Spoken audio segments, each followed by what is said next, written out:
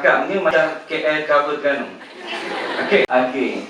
Imam Muda Nuri yang settlenya telah berkahwin pada bulan 1 baru ni, dan juga kita terkenal di dalam rancangan Imam Muda musim pertama. Imam Muda musim pertama. Okey.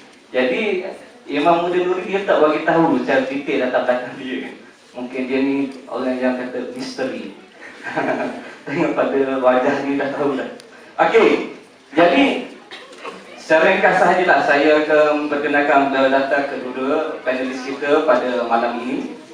Dan tidak lengkap kalau kita hanya mengenali panelis tetapi moderator tidak.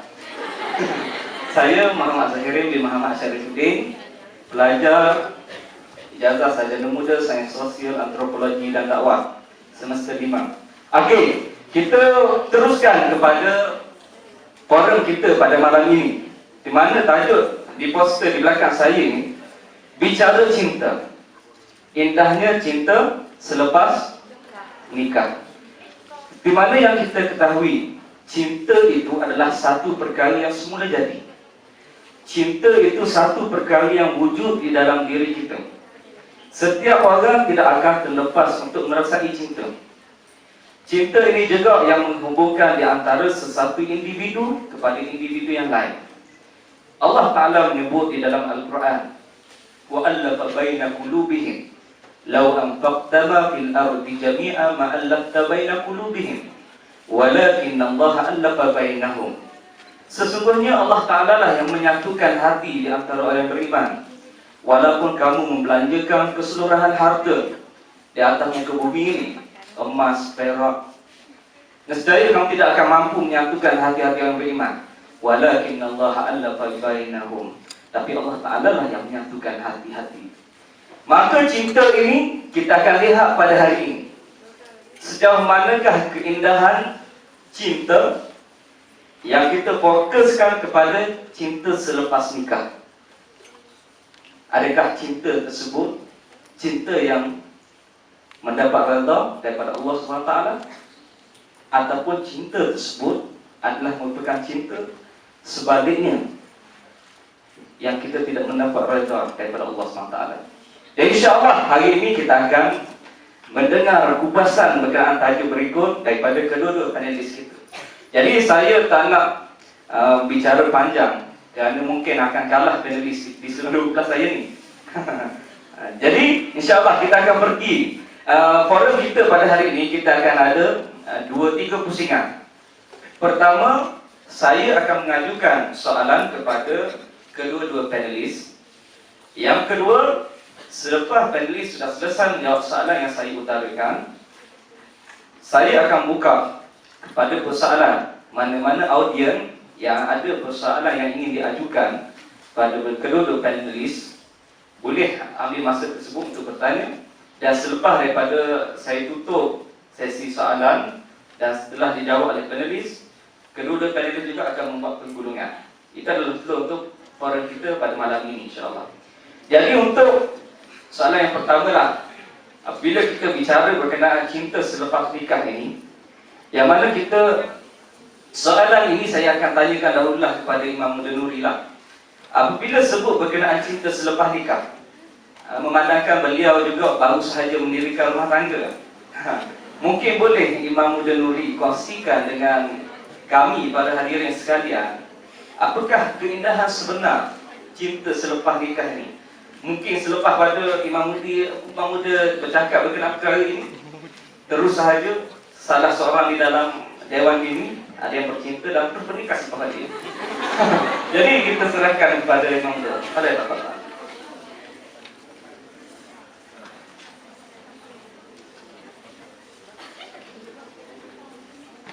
أعوذ بالله السميع العليم من الشيطان الرجيم. بسم الله الرحمن الرحيم. السلام عليكم ورحمة الله وبركاته. الحمد لله رب العالمين وبه نستعين على أمور الدنيا والدين، والصلاة والسلام على سيدنا ومولانا محمد وعلى آله وصحبه أجمعين. أما بعد. Terima kasih kepada Al-Fadhil selaku pengacara dan moderator kita pada malam ini. Yang saya muliakan lagi saya hormati sahabat pimpinan Ustazah, dan seterusnya kepada pimpinan para pensyarah, dan seterusnya kepada siswa dan siswi daripada Uniza yang dirahmati Allah Subhanahu wa taala sekalian. Apa khabar? Kali pertama saya pergi ke universiti, kali pertama saya buat forum, ada bunga macam nak kahwin. Dengan tanglong. Dia panggil apa? Dia panggil apa? Tanglong. Orang tengah dia panggil dia?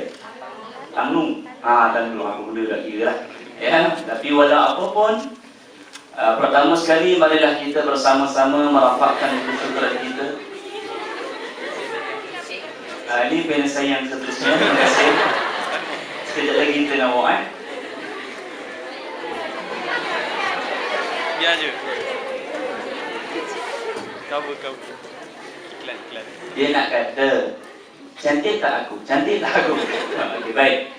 Pertama sekali, hadirin muslimin yang dirahmati Allah, marilah kita bersama-sama merapatkan kesyukuran kita kepada Allah Subhanahu wa taala. Kerana masih lagi diberikan kita peluang dan bersama pada malam ini, insya-Allah dengan kehadiran kita pada malam ini akan sentiasa mendapat naungan rahmat daripada Allah Subhanahu wa taala. Sepatutnya malam ini saya berada di rumah melihat PU yang kedua, sebab ada abang saya, P. Yusof, tak sempat nak tengok. Muka dia macam saya tapi handsome saya lebih sikit. Okey, baik. Muslimin muslimat yang dirahmati Allah sekalian, berbalik kepada persoalan yang diajukan kepada saya berkenaan dengan keindahan sebenar cinta selepas nikah.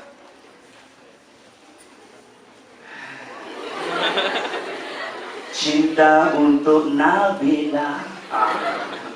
Bila sebut tentang cinta ni tuan-tuan hadirin muslimin yang dirahmati Allah, cinta, kasih sayang, suatu perasaan yang secara fitrah yang Allah Ta'ala jadikan dalam kehidupan kita, dalam diri manusia, yang secara dalamannya yang tidak boleh kita nak buang. Yang semua orang ada perasaan itu. Cumanya ialah bila Allah hamparkan cinta itu yang bermula dengan Nabi Adam AS dan Siti Hawa, sampailah kepada kita keturunannya Allah hamparkan kepada kita, yang Allah berikan akal fikiran kepada kita dengan adanya ilmu kepada kita, sejauh mana untuk kita menggunakan apa yang Allah hamparkan kepada kita yang namanya cinta. Seperti mana kata Tuan Moderator, sama ada cinta yang kita nak itu adalah cinta yang Allah Subhanahu wa taala redha, ataupun cinta yang tidak Allah redha dari sudut berbagai perkara. Tetapi kalau kita melihat dari sudut pandangan yang lebih jauh, sebagai seorang hamba Allah Subhanahu wa taala, mestilah bila mana kita hidup meneruskan kehidupan kita, kita nakkan cinta yang Allah Subhanahu wa taala redha. Artinya, dalam kita menjalani kehidupan kita sekalipun sehari-harian, matlamat kita ialah kita nakkan redha daripada Allah Subhanahu wa taala. Bila adanya redha daripada Allah, insya-Allah kehidupan kita, perjalanan kita akan jadi lebih mudah dan akan lebih menyeronokkan sekiranya Allah redha dengan apa yang kita buat. Okey, itu sebagai yang pertama. Samalah juga bila mana kita sudah bernikah. Kita kalau kita kata bernikah ataupun orang sebut apa Ustaz? Kahwin, marry. Marry. Macam suka marry. Okey, samalah juga dalam situasi kita selepas berkahwin. Ada orang pada dia bercinta sebelum berkahwin itu lebih indah. Segala-galanya indah. Tetapi ada sebahagian orang menganggap bahawa cinta selepas kahwin itu lebih mengasyikkan dan lebih indah. Saya minta maaf lah Ustazah ya. Saya ni tak pandai nak cerita pasal cinta. Sebab melalui pengalaman saya lah. Saya cerita pengalaman, bukan saya baca buku, tidak. Saya selama kehidupan saya, umur saya sekarang ni, saya dah sweet 29. Maknanya saya bercinta baru 2 kali je. Saya bercinta 2 kali, tuan-tuan. Hadirin muslimin yang dirahmati orang lain. Tapi saya cerita pengalaman saya. Cinta saya sebelum berkahwin 2 kali. Bercinta 2 kali. Selepas berkahwin, bagaimana saya nak memberi rasa cinta saya yang sejati? Rasa cinta saya yang sejati pada zaujah saya, kepada isteri saya. Ya, sebab itu persoalan bila mana dia tanya pada saya, apakah indahnya? Keindahan yang sebenar cinta selepas bernikah ataupun selepas berkahwin. Jawapan yang paling mudah nak kita tahu ialah bila mana indahnya cinta selepas berkahwin ialah yang pertama, yang haram akan jadi halal. Semua perkara, semua benda. Betul tak? Jangan suka. Tak boleh cerita benda yang betul. Okey, saya cerita benda yang betul. Nampak bunyi macam saya nak marah, tapi saya bukan nak marah. Sebab mak ini kuat sangat. Ya, nak bagi tahu sungguh. Indahnya cinta selepas kita bernikah ialah segala yang datang selepas aku terima nikahnya, semuanya adalah halal daripada A sampai Z. Berbeza dengan kita bercinta sebelum kita bernikah dengan adanya akad. Kalau contoh, kita pegang tangan, kita dah tahu dah hukum dia. Tapi selepas kamu berkahwin, bukan sekadar kamu memegang satu tangan, kamu memegang genggaman-genggaman tangan. Semuanya halal. Bila mana cerita, nak cerita bahawa seronoknya, happynya, gairahnya. Bahawa dah, jangan fikir, bukan otak, jangan fikir dah sangat. Malu pada Ustazah, saya minta maaf lah. Saya cerita benda yang betul. Sebab soalan dia ialah apakah keindahan cinta selepas bernikah. Jadi bila kita mengekspres apa? Apa dia panggil Ustazah? Express. Yes, express. Ya, kita melontarkan sesuai dengan soalannya. Ya, maksudnya yang pertama sekali untuk kita mudah faham ialah segala-galanya akan jadi halal untuk kita. Segala-galanya akan jadi lebih baik untuk kita. Tak kira dekat mana sekalipun, semuanya adalah halal dan insya-Allah segala-galanya akan ada redha di sisi Allah Subhanahu wa taala. Sebagai contoh, dulu kita naik kereta dengan kawan kita. Katalah kita naik kereta dengan awet kita. Okey, kita pergi ke pantai Batu Buruk. Naik kereta kencing. Kereta kancing, naik kereta kancing, tiba-tiba sewa pula. Kereta kancing sewa pula. Adalah kereta orang sewa pula, lenjang pula. Kebetulan masa bawa tu hujan turun. Hujan turun dengan lebat. Kebetulan kereta yang kita sewa tu, kancing tu, cermin depan tak ada. Cermin depan tak ada. Jadi Viper tak ada. Kita jadi Viper, kita dah Viper. Awet pun jadi Viper. Sampailah di pantai Batu Buruk. Duduk depan pantai Batu Buruk, sementara menunggu hujan yang turun yang lebat sebab cermin tak ada, kita jadi Viper duduk dan di bawah pokok yang tebal. Pokok, bawah dua pokok. Sehinggalah jam 3-4 pagi. Duduk kat situ 3-4 pagi. Dengan orangnya yang tak ada, dengan siapa-siapa yang tak ada, hanya tinggal kita berdua sahaja. Tutup radio, pasang aircon. Waktu ketika itu, apa agak-agaknya anda akan buat? Yang lelaki berzikir. Ustaz lelaki. Ustaz tak? Dia kata berzikir. Zikir macam mana tu, dek? Ada jawab kali? Subhanallah, subhanallah, subhanallah. Zikir maksiat, bukan belajar. Ada orang kata, saya tak jadi apa-apa. Saya tak jadi apa-apa. Jangan cakap besar. Jangan cakap besar begitu. Zuyyina lin-nasi hubbus syahawati min nisa ila akhir ayat. diciptakan indah pada pandangan lelaki itu suka pada orang perempuan itu sendiri. Kerana berzikir, alhamdulillah. Tak ada masalah. Tapi berapa lama nak berzikir? Soalan dia. Berapa lama kita nak berzikir? 1 jam, 2 jam. Iblis pula, dia bukan hantar kita punya prefect ni, dia hantar je bapak jeneral tu. Mari datang kita. Sentuh sikit. Kita kata, setan kata, sentuh sikit. Bagi setan. Kita buat dah jadi gitu. Jadi artinya hadirin muslimin yang dirahmati Allah, perumpamaannya sebegitulah. Ya, perumpamaan sebegitulah. Kalau kata kita berzikir 1 jam, 2 jam, yang perempuan tu akan jadi pelik. Sambil kita berzikir, yang lelaki pegang steering tu, pegang steering kereta ni, pegang zikir subhanallah, perempuan tu akan jadi dia akan jadi pelik.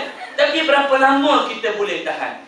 Jadi maknanya, indahnya kita selepas kita bernikah, segala-galanya akan jadi halal dan baik untuk kita. Ya, yang kedua, bila kita indahnya, bila mana kita dah bernikah, kita bernikah, cinta selepas bernikah. Yang kedua, mestilah kita ikut kepada agama.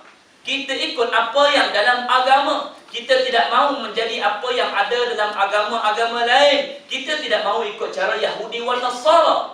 Kita nak ikut apa yang dilandaskan oleh agama. Apa yang dianjurkan oleh agama, itulah yang kita kena buat. Apa yang disuruh oleh agama, itulah yang kita boleh buat.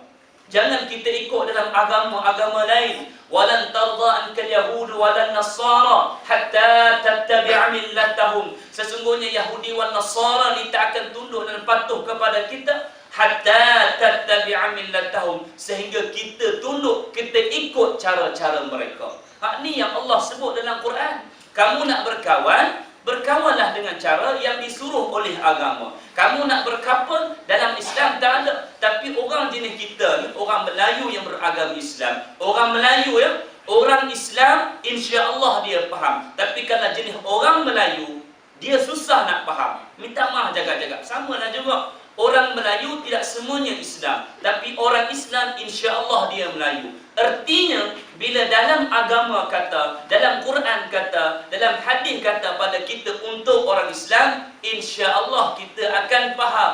Tapi sebab kita jenis orang Melayu yang kadang-kadang tak faham apa yang ada dalam Quran, apa yang ada dalam hadis Nabi sallallahu alaihi wasallam, susah untuk kita nak buat pasal kita jenis tak faham.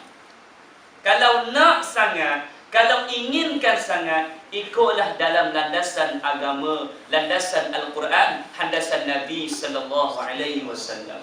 Bukan seperti awak bawa ke hulu ke hilir, ke sana dan kemari, bawa ke sana, bawaan orang dan seumpama dengannya. Jadi hadirin muslimin yang dirahmati Allah, saya rasa cukup 2 jawapan untuk kita pusingan yang pertama pada malam ini. Sebagai nak menjawab, mungkin Ustazah akan tambah, Ustazah akan tambah untuk kita. Indahnya cinta selepas bernikah, indahnya cinta selepas kita bergelar suami, bergelar isteri, itulah nikmatnya. Nak tahu? Cubalah. Wallahu ta'ala. Terima kasih kepada Imam Muda untuk jawapan bagi soalan tersebut. Yang disebut oleh Imam Muda sebentar tadi, dia cerita berkenaan kisah di pantai Batu Buruk. Saya pernah ingat satu lagu cinta. Dia sebut, cinta kita di pantai Jember. Saya nyanyi, saya suka. Okay. Jadi nampaklah di situ dia keindahan cinta selepas nikah. Okey. Sedikit seringan saja. Okey. Jadi seterusnya kita akan tanyakan juga kepada Ustazah berkenaan cinta selepas nikah ini.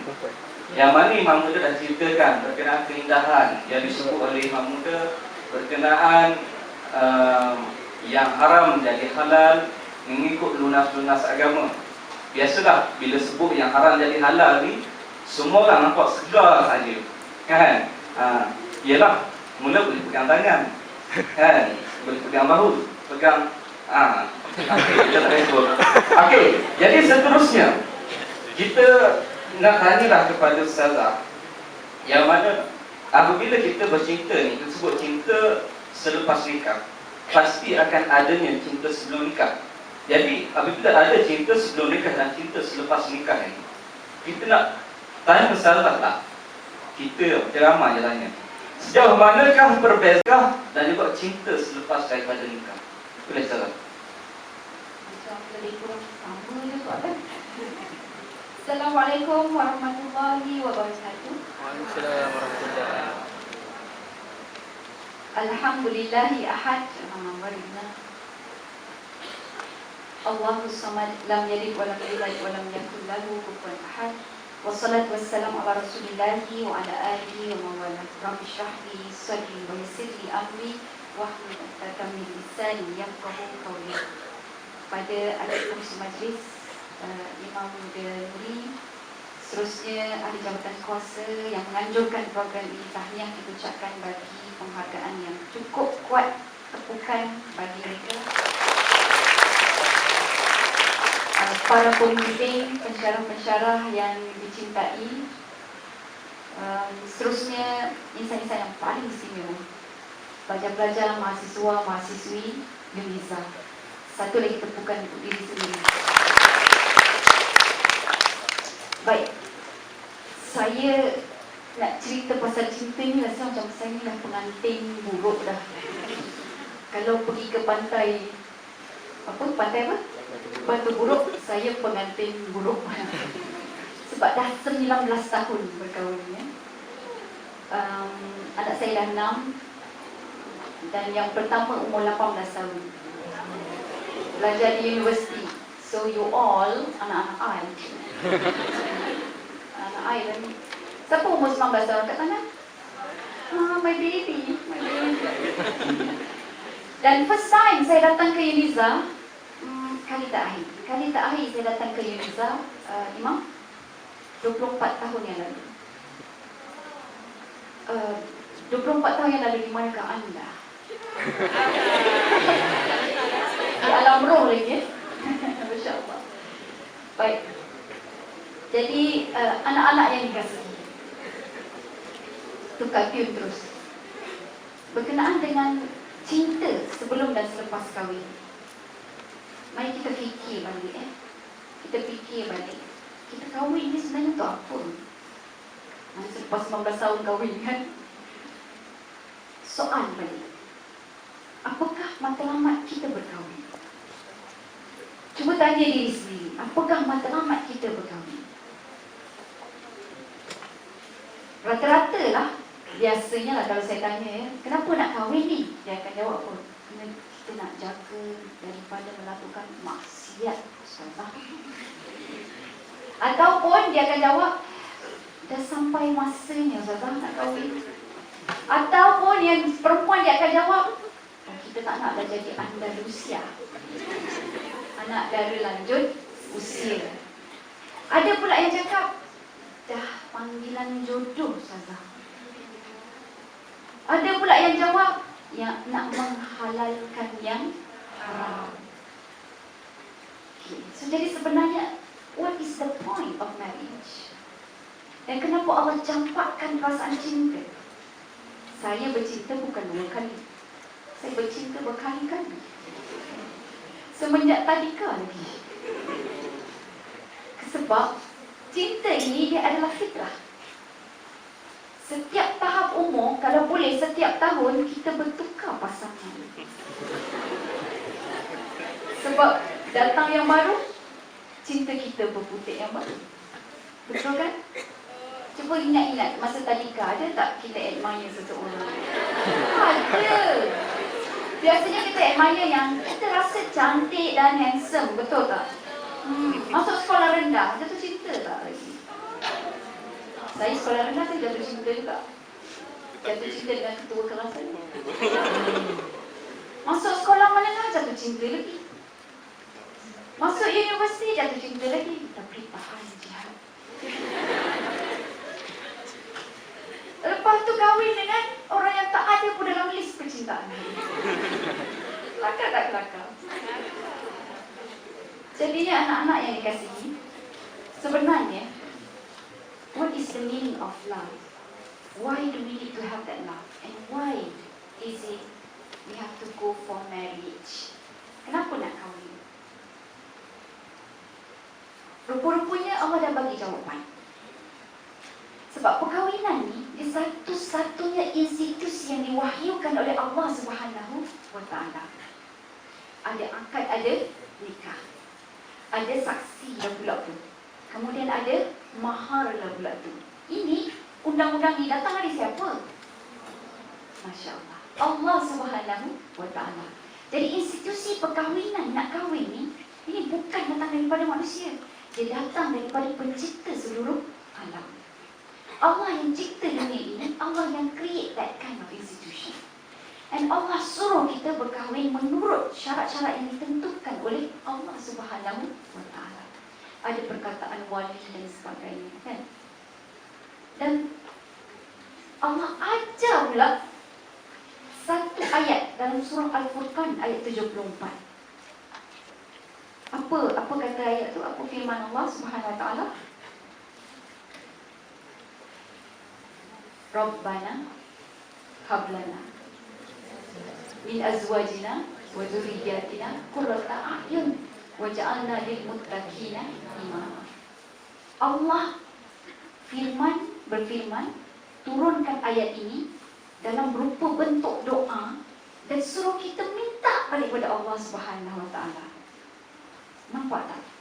Seolah-olah dia suatu perkara yang Allah suruh kita sebut minta. Bila sebut minta, biasanya normally ayat-ayat Al-Quran yang ada dalam bentuk doa adalah suatu perkara yang kita perlu usahakan. Kita minta. Bila kita minta daripada Allah, maksudnya kita perlu berusaha. Cuba tengok balik ayat ni dan makna dia sekali. Rabbana, wahai Tuhan kami. Hablana, anugerahkan kepada kami. Min azwajina, daripada pasangan kami. Wa dzurriyyatina, dan juga zuriat-zuriat kami. Apa lagi? Wa ja'alna, dan jadikan saya, isteri saya atau pasangan saya dan anak-anak saya, lil muttaqin, bagi orang-orang yang bertakwa, imam.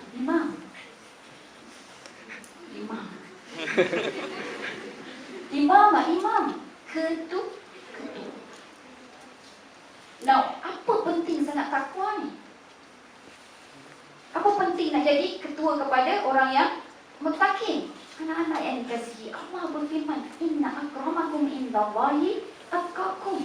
Sesungguhnya orang yang paling mulia, insan dan individu yang paling mulia di sisi Allah adalah orang yang paling tinggi nilai takwanya.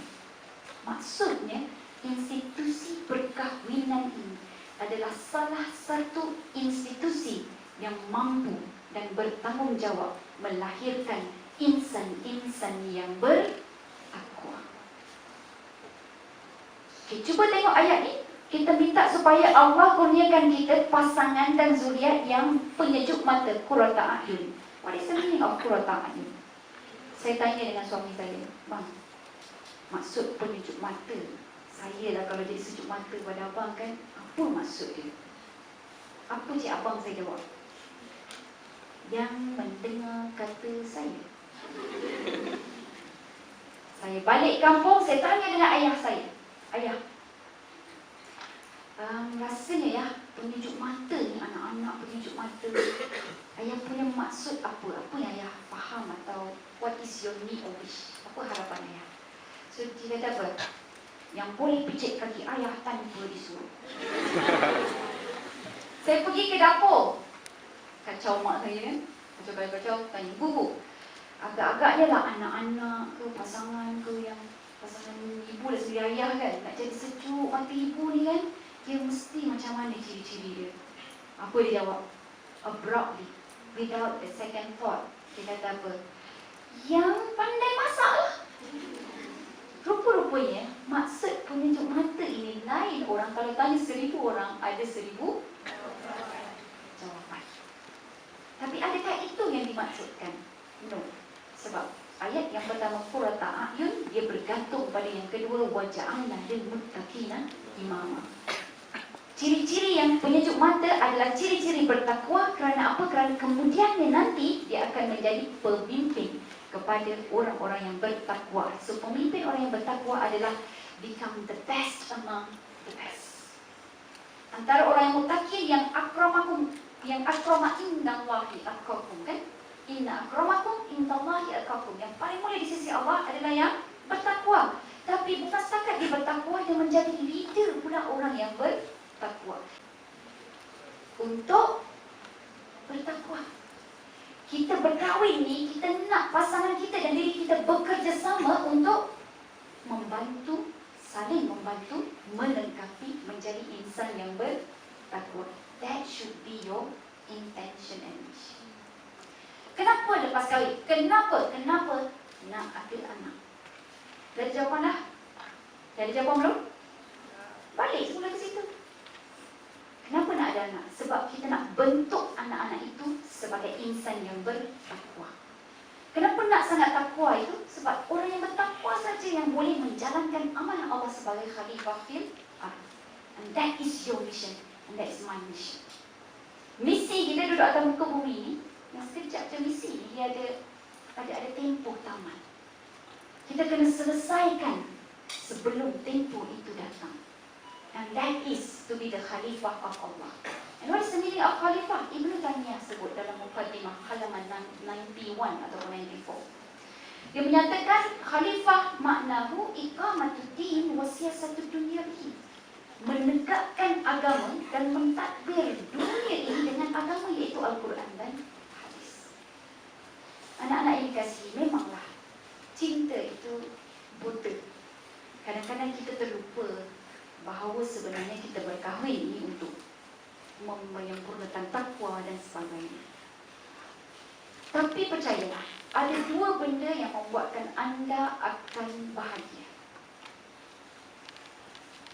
Nombor satu, okey, ini tambahan ya. Yang nombor satu tadi niat. Ini tambahan, dua lagi tambahan. Tadi pertama, niat kita berkahwin untuk menjadi insan yang bertakwa. Jadi kalau ada anak nanti, jadikan anak yang bertakwa. Sebab mereka penyambung generasi khalifah. Dan mereka ini semua adalah milik Allah Subhanahu wa Ta'ala. Yang kedua, nak dapat pasangan yang baik. Nombor satu, you have to improve yourself. Perbaiki diri sendiri. Sebab itu janji Allah Subhanahu wa Ta'ala, Allah akan sediakan pasangan yang baik buat kita sama level dengan diri kita. Dan yang kedua, berdoalah. Berdoalah. Siapa yang di sini berdoa untuk dapat pasangan yang baik? Angkat tangan. Sikitnya. Siapa yang angkat tangan ni berdoa, insya-Allah akan dapat pasangan yang baik. Sebab doa silahul mukmin. Doa itu adalah senjata orang yang beriman. Gunakan senjata anda. Di saat sekarang ini kita sedang mendengar celoteh, ceramah daripada kami, nanti soalan-soalan dan sebagainya. Kejapkan dalam hati, sematkan dalam hati, doa minta supaya pasangan kita adalah pasangan yang baik. Okey, nak minta pasangan yang baik, boleh saya tanya. You all sekarang ni siapa yang bersedia untuk mengaku? Di kalangan kita, iman kita, sifat baik kita ada lebih kurang 50%, 50% hingga 80%. Angkat tangan. Saya baik, Ustazah. 50 hingga ke 80% saya bagi markah pada diri saya. Siapa? Pak Arjun. Siapa yang berani bagi markah diri sendiri 50% dan ke bawah? Angkat tangan. 50% ke bawah. Pasti. Kita tak pernah bagi markah. Tak pernah audit lagi. Tak boleh nak audit You have to audit. 50% ke bawah, siapa? Tak berani? Ada. 50% ada? Angkat tangan sekali lagi. 1, 2, 3. Saya nak tengok. Tak ramai. Habis tu you all berapa beratus? Okeylah, kalau misal kata kan, lah you all tak tahu kebaikan how much ataupun berapa persen. Fair ataupun tak fair, adil atau tak adil. Kita ni tak tahu kita percentage berapa. 50% pun kita tak berani nak bagi markah. 50% ke bawah pun tak berani bagi markah. Tapi nak pasangan yang baik. Shame on us. Kan? So adil ke tak adil? Kalau tak adil maksudnya zalim. Bukan? So that is the thing that you have to think this. Sebab itu untuk mendapatkan pasangan yang baik, you have to improve yourself. Jangan pandang belakang. Jangan pandang kiri, jangan pandang kanan. Pandang depan, just improve yourself. Dan pandang depan, jangan sibuk nak cari pasangan. Sebab Allah akan sediakan. The moment you improve yourself, Allah juga improve your partner to be. Believe me. Believe me. And sometimes, it just need your work lah. Okay. Saya berdoa, minta pasangan yang baik ini daripada saya tingkatkan 3 lagi. Betapa tergediknya. Tapi tergedik yang Islamik. Dari form 3 saya minta Allah Subhanahu Wa Taala kurniakan saya kata, sebab apa? Satu masa tu saya menangis dengan cerita Nabi menyayangi Khadijah. Saya menangis. Lepas tu saya doa. Saya kata, ya Allah, jadikanlah pasangan saya, suami saya ni, kalau tak macam Nabi, Syibih Nabi pun jadilah. Rupanya saya bercinta tiap tahun tu kan. Itu tak jadi. Yang jadi ikut pilihan mak dan ayah saya. And I just would like to share some of the good criteria my husband now have. Pernah satu masa anak-anak yang kasih, saya bawa handphone. Lepas tu pergi ke kelas, handphone saya tinggal di pejabat. Bila balik daripada kelas, saya tengok ada lebih kurang 20 lebih miss call. Semuanya dari nombor yang sama, nombor suami saya. Agak-agak lah. Kalau pasangan kita, agak-agak lah, cuba imagine ya. Kalau lah pasangan kita ke, call kita 20 kali, apa jadi? Dia akan marah. Saya kata, okey, sedih aja lah. Tiba-tiba tuk. Kawan sebilik saya pun buka. Oh, Abang Din. Abang Din tu suami saya lah. Dah sampai depan office. Jadi masa tu di Shah Alam saya bertanya. Jadi kemudiannya saya pun keluar. Saya kata, Allah, sorry sangat saya tak angkat tangan, saya tertinggal tadi. Agaknya boleh tak dia cakap? Dia boleh je cakap, kalau saya jadi dia, saya akan jawab betul. Apa nama benda ni? Kita akan namakan apa? Handphone. So meaning that handphone. Handy phone. It is handy dandy. Bawa. Ataupun mobile phone. Bawa bergerak. Itu yang akan saya cakap. Tapi apa? Suami saya cakap, saya risau sangat. Awak tak jawab telefon, ingat awak ada buat apa? Jom pergi lunch. Ambil skrip eh? That is number 1. Number 2, suami saya dia selepas berkahwin. Yang tadi tu pun lepas kahwin juga. Saya ada 6 orang anak. Setiap kali lepas saya melahirkan, saya akan berada dalam tempoh waktu malam. Kalau anak-anak nangis, anak saya kencing malam ke apa ke, bangun nak minum susu ke, dia sebab suami saya dia jenis yang saya kejutkan, bang, saya pegang aja, dia akan bangun walaupun mata belum buka. Takut. Dia mula takutlah lepas karaoke. Dan suami saya akan terjaga dan dia tak bagi saya bangun tukar lampin ke apa ke, kata nak do the work. Dan dia akan ambil anak tu, nak susu dengan saya, letak betul-betul di liver saya. I feel like queen. And sometimes I control. I become queen control. Dan dia mandikan anak. Dia salin lampin anak, dia mandikan anak, Masya Allah. Dan satu masa, ini anak saya dah besar lah, dah belas-belas tahun. Saya bawa kereta, Ustaz ada kereta, suami saya ada kereta, saya ada kereta. Pergi ke pejabat. Lepas tu kebetulan dia on air di Radio IKIM, Pak Imam. Jadi kemudiannya, dia call saya, janji yang saya kena jumpa anak saya. Jadi pukul 6 waktu tu, dia tanya, dia call saya, dia kata, awak kat mana ni? Saya kata, saya masih lagi dekat office. Hei, tak balik lagi?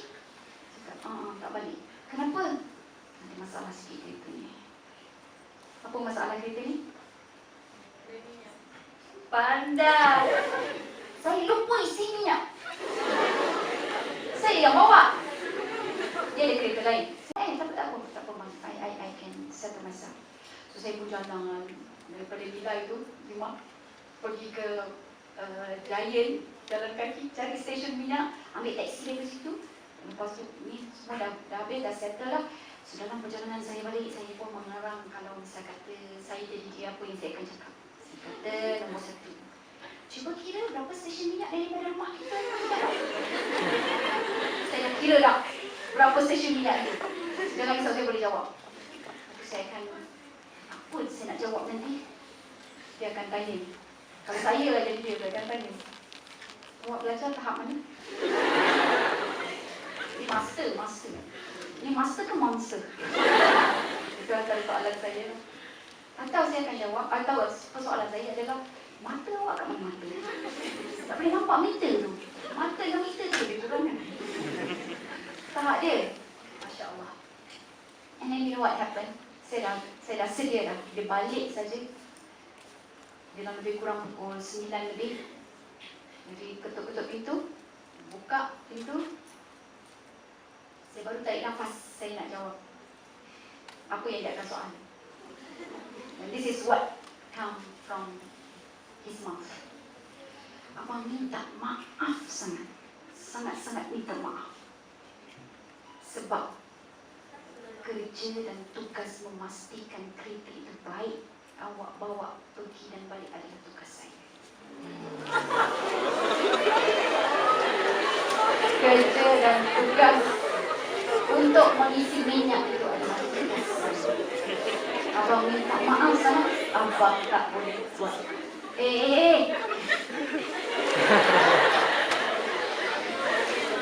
Jadi saya pun alhamdulillah lega. Dan malam itu kita tidur berpegang tangan.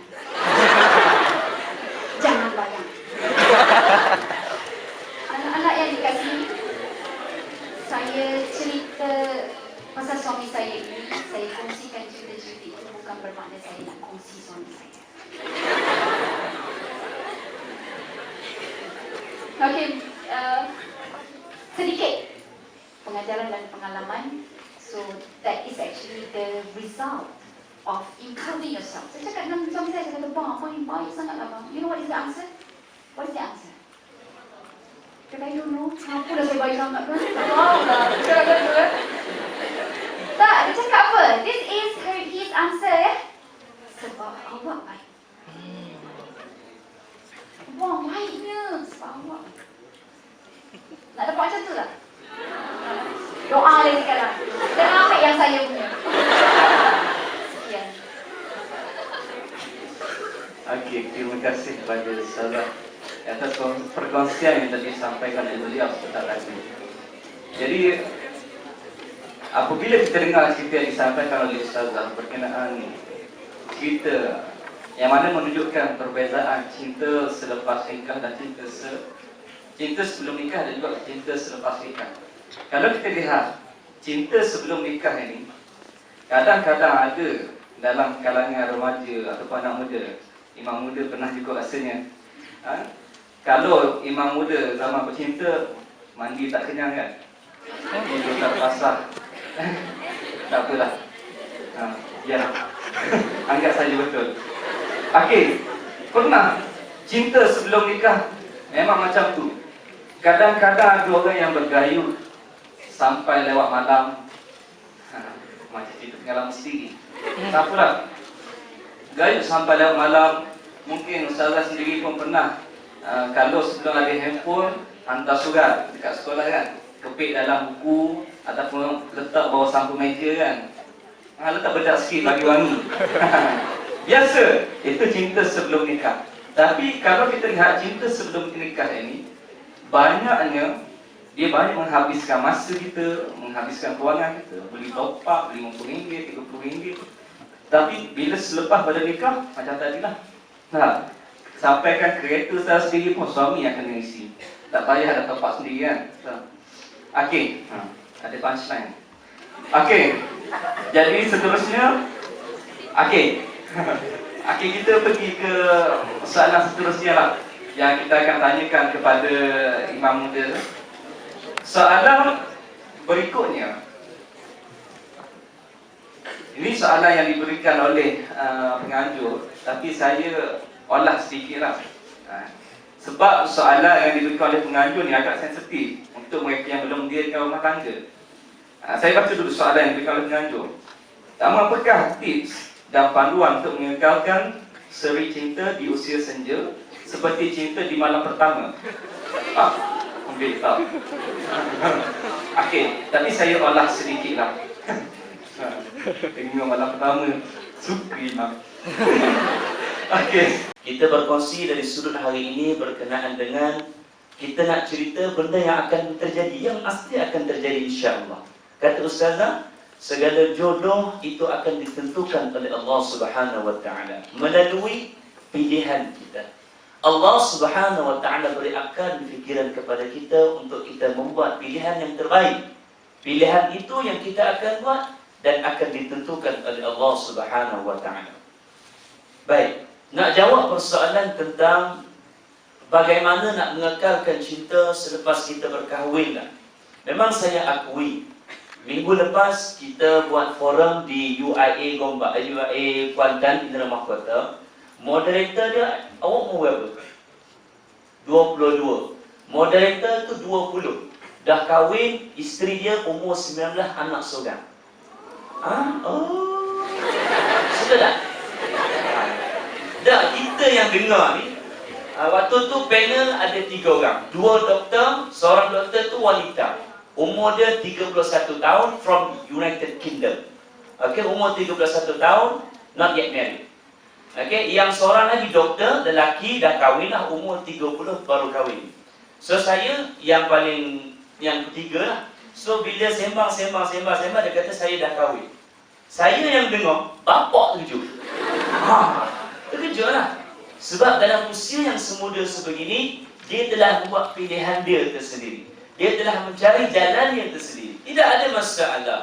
Kamu nak berkahwin di usia yang muda, itu tidak ada masalah. Kamu nak berkahwin pada usia yang berapa pun tidak ada masalah. Itu terpulang kepada kamu sendiri. Jangan kita terlalu memikirkan benda-benda sebegitu. Sebab kata salah buat tadi, saya mengulang apa salah sebut, bahawa segala jodoh ajal maut itu di tangan Allah Subhanahu wa taala. Allah yang akan menentukan yang terbaik untuk kita.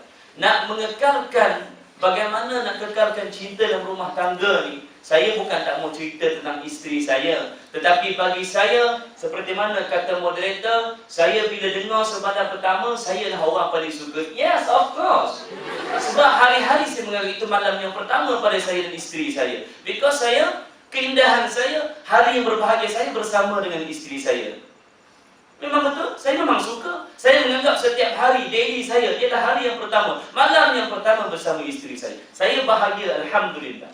Tetapi kita kena ingat satu benda lah. Satu bendanya. Nak kekal, nak bahagia, tak semua orang dapat kekal dan bahagia. Sebab setiap manusia itu diberikan ujian dan pilihan oleh Allah Ta'ala dengan berbeza. Setiap manusia tidak sama.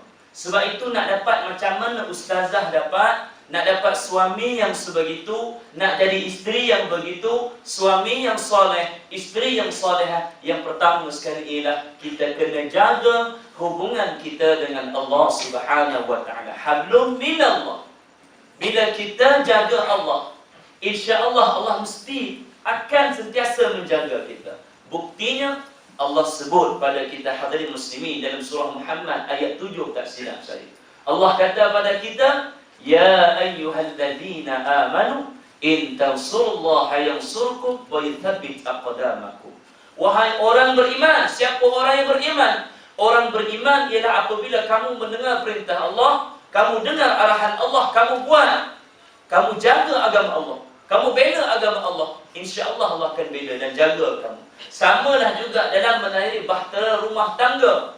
Bila kamu dah menjalani kehidupan kamu sebagai seorang suami, sebagai seorang isteri, yang pertama kamu akan nampak kelebihan dan kekurangan yang ada pada pasangan kamu. Betul atau tidak? Setuju tak? Setuju. Isteri saya bernikah. Sebelum saya berkahwin pun Allah Ta'ala dah uji dah saya. Macam mana saya nak menghadapi benda sebegitu? Tapi saya yakin manusia itu akan sentiasa diuji oleh Allah Subhanahu wa taala.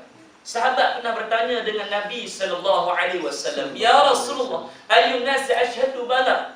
Wahai Nabi, siapakah orang yang menerima ujian yang paling berat? Nabi kata, "Al-anbiya thumma al-amsal fal-amsal." Nabi kata para anbiya, para nabi rasul dan kemudian sampailah kepada kita. Jadi tuan-tuan hadirin muslimin yang dirahmati Allah, saya yakin dengan apa yang Allah berikan kepada saya. Saya macam orang sebut pada saya, macam budak moderator saya tanya yang sebelum di UIA. Saya tanya dia, berapa lama kenal zaujah dia? Dia kata dia kenal dalam 6 bulan. Dalam waktu 6 bulan tu, berapa lama anda mesej? Berapa lama anda kenal dia? Tempoh dia 6 bulan juga. Maknanya dia kenal, dia tahu, dia kenal dan dia tahu siapa zaujah dia. Wah, kata dia pun dianggur. Nama Haji Lawak nak dekat kan? Dah faham tak maksudnya? Dia dah kenal, dia tahu dah siapa. Secara tidak langsung di situ ada keserasian. Tetapi ada setengah pada kita, setengah daripada orang kadang-kadang dia tak kenal. Dia tak tahu. Dia tidak melihat dan tidak merasai bagaimana orang lain rasa. Sebab itu kadang-kadang ada orang selepas dia berkahwin nak memberikan rasa cinta pada pasangan itu bukan mudah. Bukan senang. Macam mana orang boleh bagi bahagia selepas bercinta, selepas berkahwin boleh memberikan rasa sayang dan kasih dia selepas dia berkahwin. Sebab dia dah kenal orang tu, dia dah tahu orang tu walaupun dia bukan selalu SMS, walaupun bukan selalu WhatsApp, Twitter, apa lagi? Facebook, betul tak? Setuju tak? Anda faham tak apa yang saya cuba maksudkan? Yang tu, can you thinking that? Aku boleh juga biar.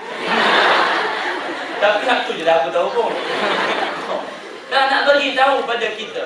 Sebab pasangan kita, pilihan hidup kita tu setiap manusia itu tidak sama hadirin muslimin yang dirahmati Allah. Jadi bila kita berkahwin, bila kita dah angkat, aku terima nikahnya, di situ dah kamu akan menanggung segala-galanya, baik yang buruk ataupun yang tidak baik. Artinya, nak kekalkan momentum, nak kekalkan seimbangan dalam kita nak berkahwin, dalam kita nak mengekalkan rasa cinta sayang kita pada pasangan kita sebagai lelaki ataupun perempuan, yang pertama kena jaga hubungan kita dengan Allah Subhanahu wa taala. Itu yang pertama. Yang mesti nombor satu ada dalam kehidupan kita, mesti jaga Allah. Caranya jaga Allah yang bagaimana? Banyakkan berdoa seperti mana kata ustazah. Rabbana hab lana min azwajina wa dhurriyyatina qurrata a'yun waj'alna lil muttaqina imama. Berdoa dengan Allah, banyakkan berdoa insya-Allah. Jangan kita terlalu memikir dalam keadaan kita hari ini nak suami, memang tak ada suami, tak ada orang nak suami yang jahat. Tak ada orang yang tak nak suami yang handsome. Semua nak yang handsome. Semua nak yang gagah, yang molek. Ya begitu juga kita yang lelaki. Nak perempuan yang cantik, yang lawa, yang comel, yang molek, yang lotek. Betul tak? Tidak ada orang yang tidak mahu. Tetapi kita kena ingat pesan Nabi sallallahu alaihi wasallam di asasnya. Niat kita untuk berkahwin itu kerana apa? Kamu nak kahwin kerana lijamaliha, kerana cantiknya dia ke? Walidiniha, kerana agamanya ke? Ataupun kerana nasab dia ke? Keturunan dia ke? Ataupun harta. Jadi asas. Sebab kamu akan menempuh benda tu. Saya minta maaf, nampak macam emosi ya. Saya memang emosi sikit. Sebab nak bagi tahu kepada kamu. Sebab sebagai seorang suami, walaupun permulaan dia seronok, tapi bila dah masuk hari dan hari yang berikutnya, kamu akan nampak dan semakin nampak dan semakin nampak. Apa yang lebih, apa yang kurang pada diri kita yang lelaki ataupun apa yang ada pada isteri kita. Tetapi bila kita dah nampak benda begitu, macam mana kita nak hadapi benda tu? Berbalik kepada agama, yakni berbalik kepada Allah Subhanahu wa taala. Mengadu dengan Allah, bermunajat dengan Allah, merayu dengan Allah Subhanahu wa taala. Semoga apa yang kurang Allah taala tutup, apa yang kurang Allah taala gandakan dengan yang lebih baik. Insya-Allah perkahwinan kita, dunia percintaan kita secara halal melalui perkahwinan itu akan lebih lama insya-Allah. Okey, itu yang pertama sekali. Yang kedua, Nak kekalkan bagaimana rasa cinta kita dalam rumah tangga ni lah. Nak dibandingkan saya dengan ustazah, jauh beza. Sudah kahwin dah berapa tahun dah? 19 tahun, dek. Saya tak sampai setahun. Dan nak cerita benda yang lebih tidak mampu. Tapi sekadar yang saya belajar. Yang kedua ialah nak jadi suami kena ada ilmu. Nak jadi isteri kena ada ilmu. Nak jadi suami kena cari ilmu. Nak jadi isteri pun kena belajar ilmu. Jangan jadi macam Amin dan Hamidah. Kena Amin tak? Amin, Hamidah.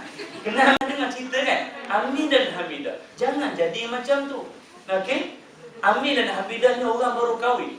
Dia baru kahwin, pasangan yang baru kahwin. Malam yang pertama di rumah mak mertua panggil Amin.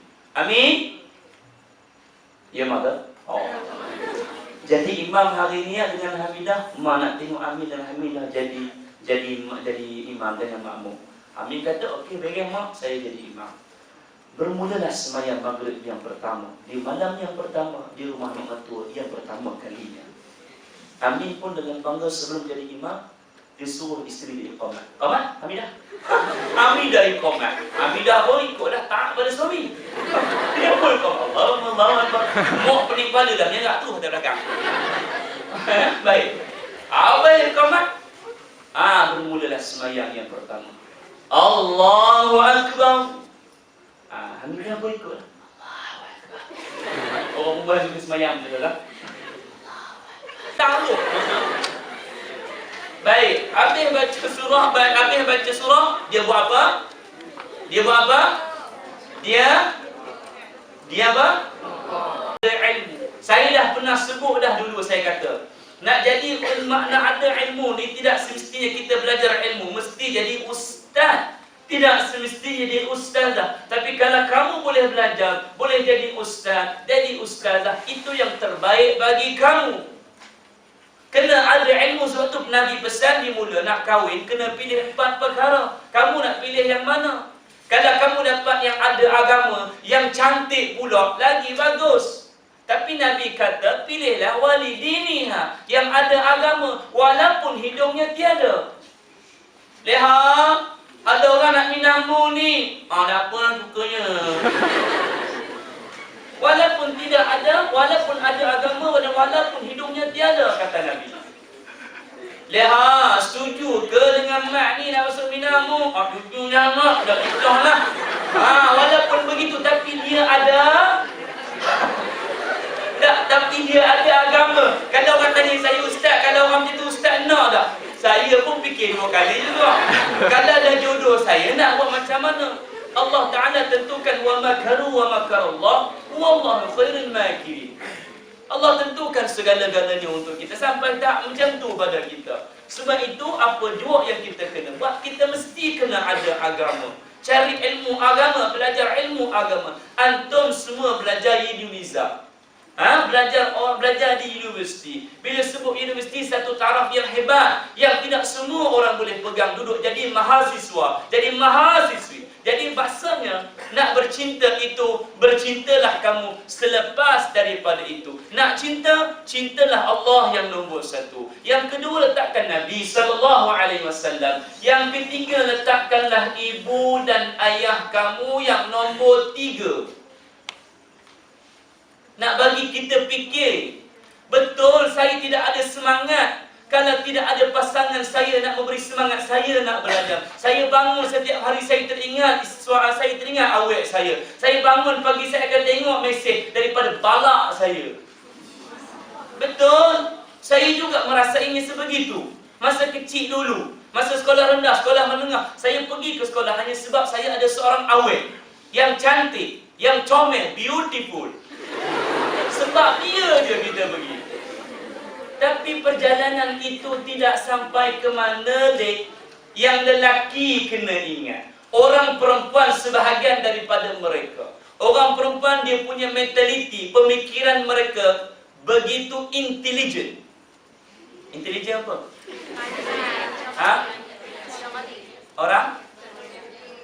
Orang yang cerdik.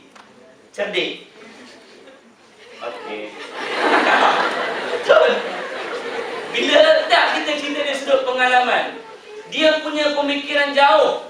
Dia punya cita-cita, mission, vision dia cukup jauh. Takkan dia nak tunggu awak yang hanya ada diploma, yang kerja tak seberapa. Betul tak? Tapi bukan orang perempuan sini, sebahagian daripadanya. Sebab dia memikirkan karier yang lebih jauh. Begitu juga kita sebagai seorang lelaki. Jangan dipikirkan sangat. Habiskan belajar, teruskan pengajian. Yang perempuan pun sebegitu. Insya Allah, Allah tentukan yang terbaik untuk kamu. Allah tentukan yang hebat untuk kamu. Yang penting, kamu jaga Allah, kamu bela Allah, kamu bela dari sudut agama Allah Subhanahu Wa Taala. Insya Allah boleh mendatangkan benda yang baik. Yang ketiga, yang terakhir, Abi Raga? Boleh lagi. Yang ketiga, yang terakhir. Sudah. Yang ketiga, yang terakhir, Ustazah, mungkin kalau saya silap, saya mohon maaf lah. Nak mengekalkan cinta rumah tangga, bahagianya rumah tangga ialah kita kena ada persefahaman di antara satu sama lain. Saya bila dengar Ustazah cerita, alangkah bahagianya sebegitu. Alhamdulillah. Si isteri boleh memahami suami, si suami boleh memahami isteri. Ya, begitulah dan seterusnya dan seterusnya. Ya, balik rumah dah ada makanan untuk kita, isteri hidangkan untuk kita, bukan bibi yang jaga. Balik rumah, Pak, makan Pak. Ini tak ada. Ini tak ada. Yang jadi susah juga sebegitu. Balik rumah kita tak keluar daripada pintu, isteri keluar daripada pintu rumah berlari. Abang tunggu sekejap nak buka pintu ni. Oh, buka. Kereta jalan, dia buka lagi pintu. Semuanya sebegitu. Kita keluar daripada rumah, dia salam kita, dia cium kita, peluk kita, tarik belakang kita. Kunci pintu, kita kunci kata masuklah. Tak nak masuk lagi, nak tunggu abang pergi dulu. Keluar pada pintu pagar, dia berlari daripada pintu pagar. Abang, bye-bye. Kita keluar pada jalan, kita berlari peluk abang. Kita nak tahap itu. Kita nak tahap macam tu, ada? Kita nak gitu, baru seronok, baru rumah tangga kita, dia faham kita, kita faham dia. Balik rumah, sama kita naik motor. Yelah, sudah baru kahwin, naik motor je lah. Naik motor pun Honda Cut 70. Naik Honda Cut 70, dalam baku-baku Honda Cut penuh bucu aku. Balik rumah, sampai isteri nampak bunyi motor dah. Bang, motor abang ni. Keluar pada rumah, abang turun daripada motor. Isteri sangkut motor tu. Tongkatkan motor. Cuci sikit. Suami balik, buka stokeng, busuk mahong. Dia pun tolong buka isteri. Ada salah? Baru betul. Ini maksudnya persefahaman di antara satu sama lain. Tapi kalau dah busuk mahong, suami pun agak-agak lah. Ini dah busuk mahong. Oh, janganlah gitu melampau sangat gitu. Ada. Nak mandi, ajak mandi sama-sama. Awak shower. Ambil shower, awak mandikan dia, saya mandikan dia, lepas tu awak saya lumurkan sabun, saya tinggal awak situ. Jadi maksudnya bukan Allah, ini dah masuk rumah tangga dah. Jadi maksud dulu masa nak kahwin, dulu masa kita mula-mula bercinta, naik motor RSZ. Naik motor RSZ, duduk rapat-rapat pakai gear 1 dulu. Gear 1 daripada 1 km sampai 2 km gear 1 gitu. Dan ni dah kahwin lah. Gear 6 tu masuk. Gear 6. Duduk dekat sikit belakang ni. So isteri pun pegang kiri belakang. Pegang kiri belakang saya ke isteri. Allahu Rabbi. Ingat ya. Nak kekalkan rumah tangga yang ketiga, kalau saya sadar, saya minta maaf, perlunya ada kesepahaman dalam rumah tangga. InsyaAllah, bila ada 3 perkara secara ringkas, yang insyaAllah kekallah rumah tangga. Allah Ta'ala. Terima kasih kepada Imam Muda untuk menjawab soalan yang ditanyakan sebentar tadi. Jadi apa yang dikatakan oleh Imam Muda di pasal sebentar tadi, apa yang saya boleh sampaikan, bukan saya sebagai pandangan ketiga, tapi kita boleh lihat hubungan di antara suami dan isteri ini, kita boleh lihat dalam bentuk segitiga. Bentuk segitiga, ini suami, ini isteri. Dan atas sekali adalah Allah SWT. Apabila suami, isteri ini jauh daripada Allah SWT, mereka ini akan semakin hari semakin jauh antara mereka. Tetapi apabila mereka dekat kepada Allah SWT, hubungan mereka juga semakin dekat. Jadi itulah yang mana kita boleh lihat di dalam kita nak mengekalkan cinta di mana di awal perkahwinan sehingga di hujung usia perkahwinan, mestilah asas yang utama sebab apa kita nak berkahwin.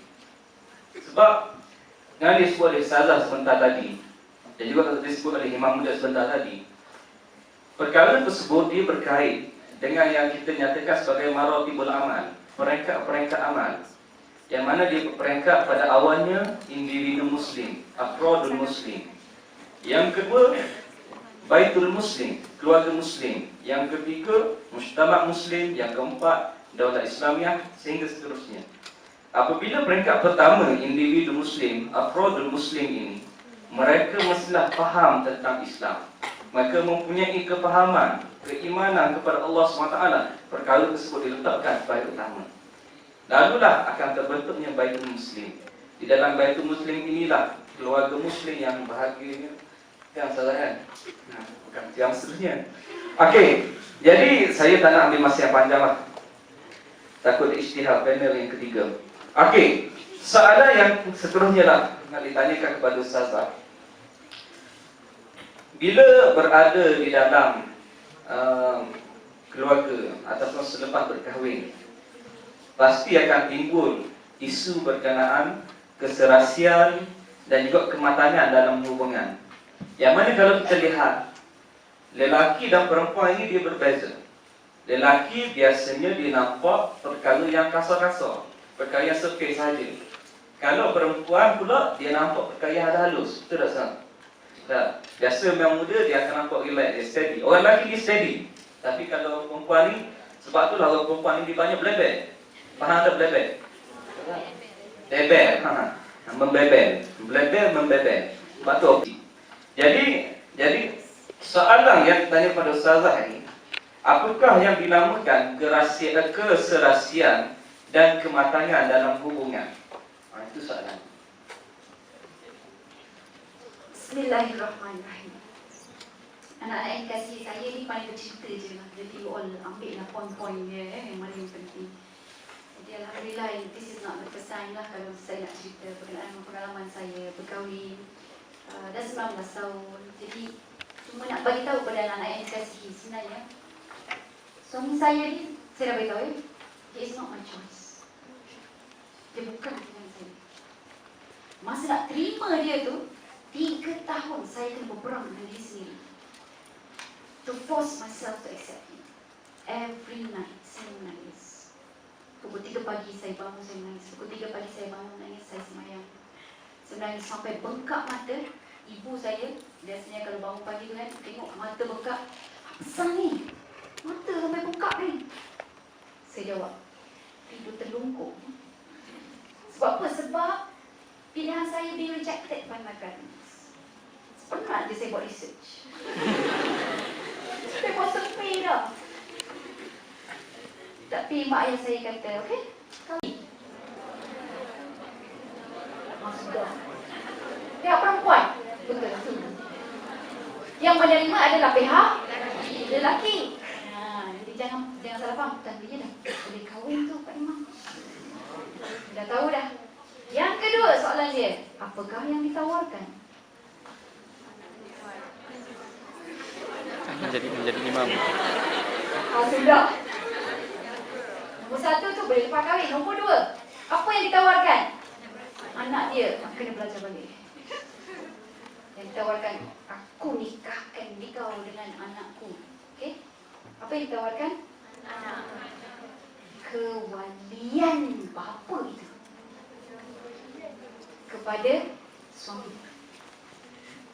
Status wali bapa tu pindah pada suami. Maksudnya amanah dan tanggungjawab itu yang dipindahkan kepada suami daripada bapa. Daripada bahu bapa berpindah kepada bahu suami. Jadi saya dah faham yang itu dah, saya dah belajar dah. Dan saya memang tahu. Sebab tu dah saya kahwin. Jadi kemudian waktu ayah saya pegang tangan dia, kawan-kawan saya duduk sebelah saya ni, saya cakap dengan ayah saya dalam hati saya. Saya kata, ayah, sekejap lagi. Ketaatan saya akan berubah daripada ayah kepada suami saya. Ayah minta maaf ayah. You will be the second person after my husband.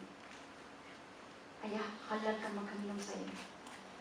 Ayah minta maaf kalau saya tak akan menyahut ayah dulu. Saya akan pergi layan suami saya dulu.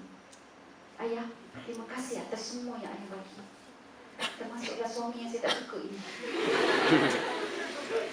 Di saat suami saya jawab, alhamdulillah pula dia jawab, dia pelan, dia relax. Saya pun cakap, wahai suamiku yang aku tak tahu macam mana perangai kau. Saya sedang memperjudikan nasib saya berkahwin dengan awak. Saya tak tahu latar belakang awak. Saya hanya trust Allah Subhanahu Wa Taala. Terimalah saya dengan kekurangan saya. Bangunkan saya, peribadi saya mengikut lunas Islam dan landasan Islam. Itu tu saya menangis.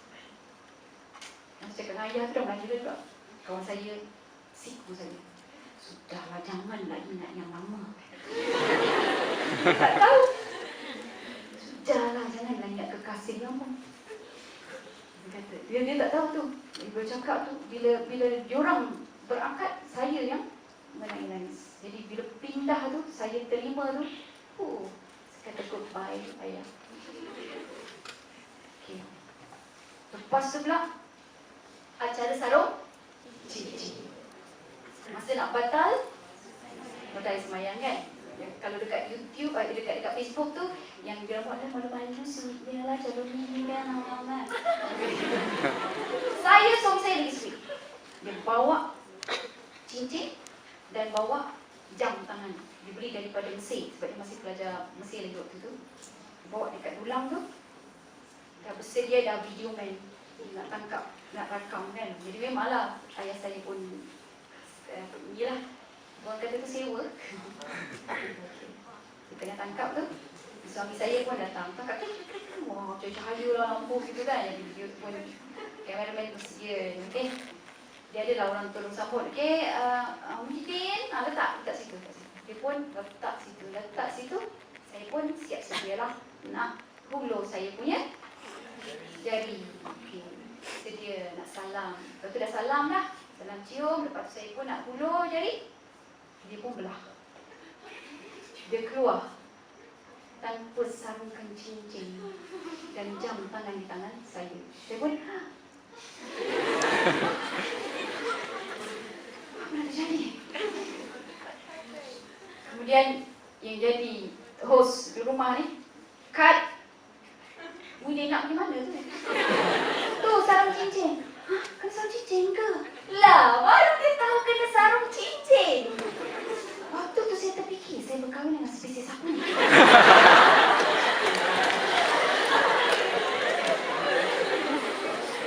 Ya Allah. Saya dah berdebar-debar dah. Saya kata, orang takkan tak pernah tengok. Orang melakukan rupa-rupa memang dia tak pernah tengok. Betapa tawaduk dia. Anak saya yang dikasihi, beberapa minggu, hari-hari pertama berkahwin dengan dia. Saya ada kawan lah masa dekat universiti dulu. Kawan Cina dijual plastik. Saya dulu memang baik. I am a kind of like friendly, jovial, suka ramah betul dengan orang. Termasuk Cina yang jual plastik di universiti. Jadi saya baik sangat dengan dia sebab waktu satu masa tu kami keluar bertiga perempuan semua. Jadi sampai ke Pekan, ada orang mengikut menipuri kawan saya. Jadi nampak sangat tak selamat. Jumpa dengan Cina ni, kita orang masuk, menyeruduk diri kita ni, dia larikan kita. Jadi kita orang duduk, tak ada tempat duduk dengan plastik-plastik. Jadi maksudnya kita terhutang budi, adalah budi. Jadi bila saya berkahwin, saya gelakkan dia. Masya Allah. Dan day by day, memang itulah kita. Until now, believe me, we always argue. Percayalah. Kami selalu bergaduh. Tapi, tanya Azizi, sebelum dia lepaskan saya di airport, dia cakap dengan Azizi, Azizi, tolong jaga isteri saya. Sebab I am not around. Tolong jaga dia bagi pihak saya. Azizi pun cakap dengan saya dulu. Dan dalam kapal terbang tu, Saya menangis. I miss him. Dia dah 19 tahun kahwin dah. I miss, saya tak miss sangat lah apa tu. Tapi I miss to argue with him. Memang rasa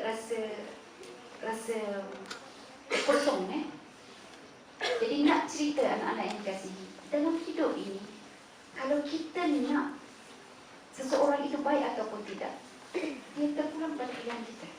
It is your choice. It is your choice.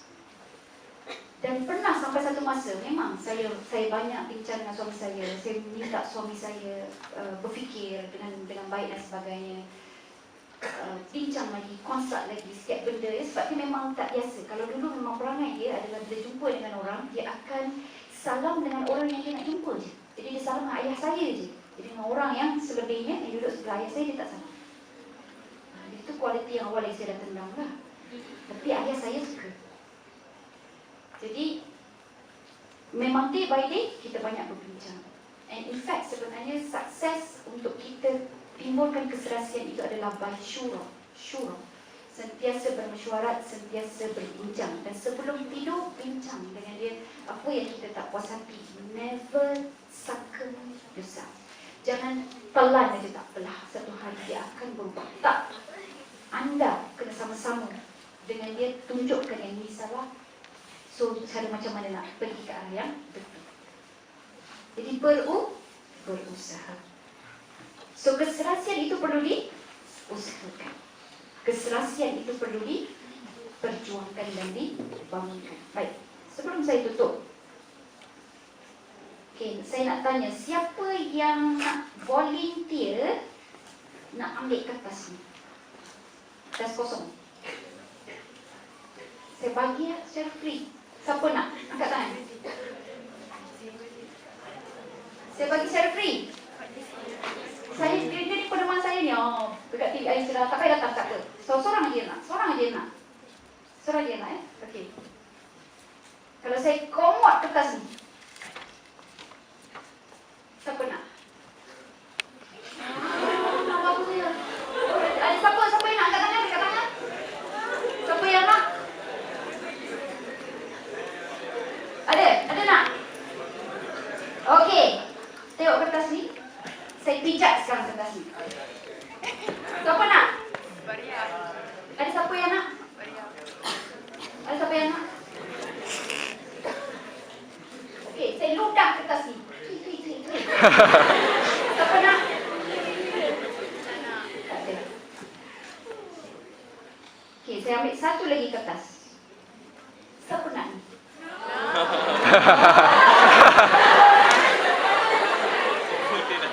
Okey, darling. Saya komot kertas ni. No problem. Saya pijak kertas ni. Kertas ni. Siapa nak? Saya ludah. Quick. Masih nak lagi? Saya simpan lagi. Anak-anak yang dikasihi, itu adalah kiasan sebenarnya pada usaha kita menukar kertas yang biasa kepada kertas yang bernilai. Ini adalah hasil takwa. Sangat betul bila Imam Muda sebut, antara dalam kehidupan kita yang pertama, you have to obey Allah Subhanahu wa Ta'ala. Kunci untuk menjadi isteri yang baik, kita kena taat pada Allah, baru taat pada suami. Bermaksud suami tidak boleh mempengaruhi kita selama mana ia tidak dalam batas ketakwaan. Mahwat takwa, apakah maksud takwa? Imtisalul awamir wajtinabun nawahi. Imtisalul awamir, mentaati segala perintah Allah, wajtinabun nawahi, menjauhi segala larangan. Siapa yang nak tukar kertas sebegini kepada kertas segini? Bagus. So, angkat tangan sekarang, angkat tangan kanan masing-masing. Apa yang nak tukar tu? Letak di dada kiri. Ini letak azam ya. The moment kalau kita nampak kelemahan pasangan kita, yang ni yang kita kena cakap pada diri sendiri. Jangan cakap pada pasangan kita. Jangan melompat cakap depan pasangan kita. Tak payah. Cakap dengan diri kita je. Boleh? Letak. Bila nampak je kelemahan suami kita atau pasangan kita, isteri kita, apa kita kata? Don't worry, darling. Ikut. Don't worry, darling. I am here. I am here. To complete you. To complete you. Jangan risau, sayangku. Jangan risau, sayangku. Saya di sini. Saya di sini. Pelengkapmu. Pelengkapmu. Wallahu a'lam. Terima kasih kepada Ustazah. Duit simpan. Okey. Jadi dapat kita jelas berkenaan keserasian dan kematangan dalam hubungan, terutamanya dalam hubungan berkeluarga, yang mana setiap seorang suami atau isteri mestilah saling memahami di antara satu sama lain. Sebabnya kedua-dua insan ini mereka berbeza. Sebab itulah kita pernah baca buku Man from Mars, Woman from Venus. Jadi perbezaan itu akan ada. Tetapi bagaimana kita nak menguruskan perbezaan, mestilah kita saling menerima di antara satu sama lain. Contohnya kalau isteri, biasanya lah, ini bukan pengalaman saya tak berkahwin lagi. Cuma kalau macam seorang suami ni, kebiasaan dia bersifat cool, bersifat tenang. Contoh ketika dia tengok TV, kita beritahu kepada dia, abang, tolong buang sampah. Contohnya, suami kita, dia tengok TV, dia tak buat lagi. Biasanya si isteri dia akan belajar, apa tak dengar kata buang sampah ni, sekarang, bukan dia sekarang dia belajar. Sepatutnya dia tahu, suami itu walaupun dia tak buat lagi, dia dengar apa yang isteri bagi tahu. Dan isteri cukup dia bagi tahu sekali sahaja kepada suami. Dan untuk mengekalkan hubungan dalam keluarga ni juga, biasaannya ada dalam kalangan institusi kekeluargaan, ketika mana awal perkahwinan panggil sayang abang, bila tua panggil maknya, ayahnya. Tak ada romantik dah. Dan si isteri pula kalau bangun pagi macam singa, rabang sekali. Jadi begitulah, nak kekalkan keserasian, kematangan dalam keluarga. Dan poin yang utama yang saya sebutkan tadi adalah dari sudut perbincangan syura, wa amru syura bainahum. Dan hendaklah kamu buat perbincangan di antara kamu. Okey, jadi kita sudah habis sesi bersama dengan panelis. Seterusnya saya akan bukalah kepada soalan. Jadi musim Nama Taufik bin Azman. Asal dulu Kopiang, Kedah. Soalan saya kepada Tuan Imam.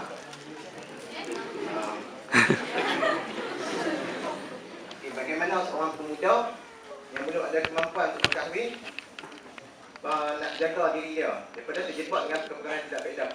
Bolehkah Tuan Imam kongsikan tips daripada Al-Quran dan Sunnah? Sekian. Okay, jadi kita kumpul soalan dulu. Boleh tanya lagi.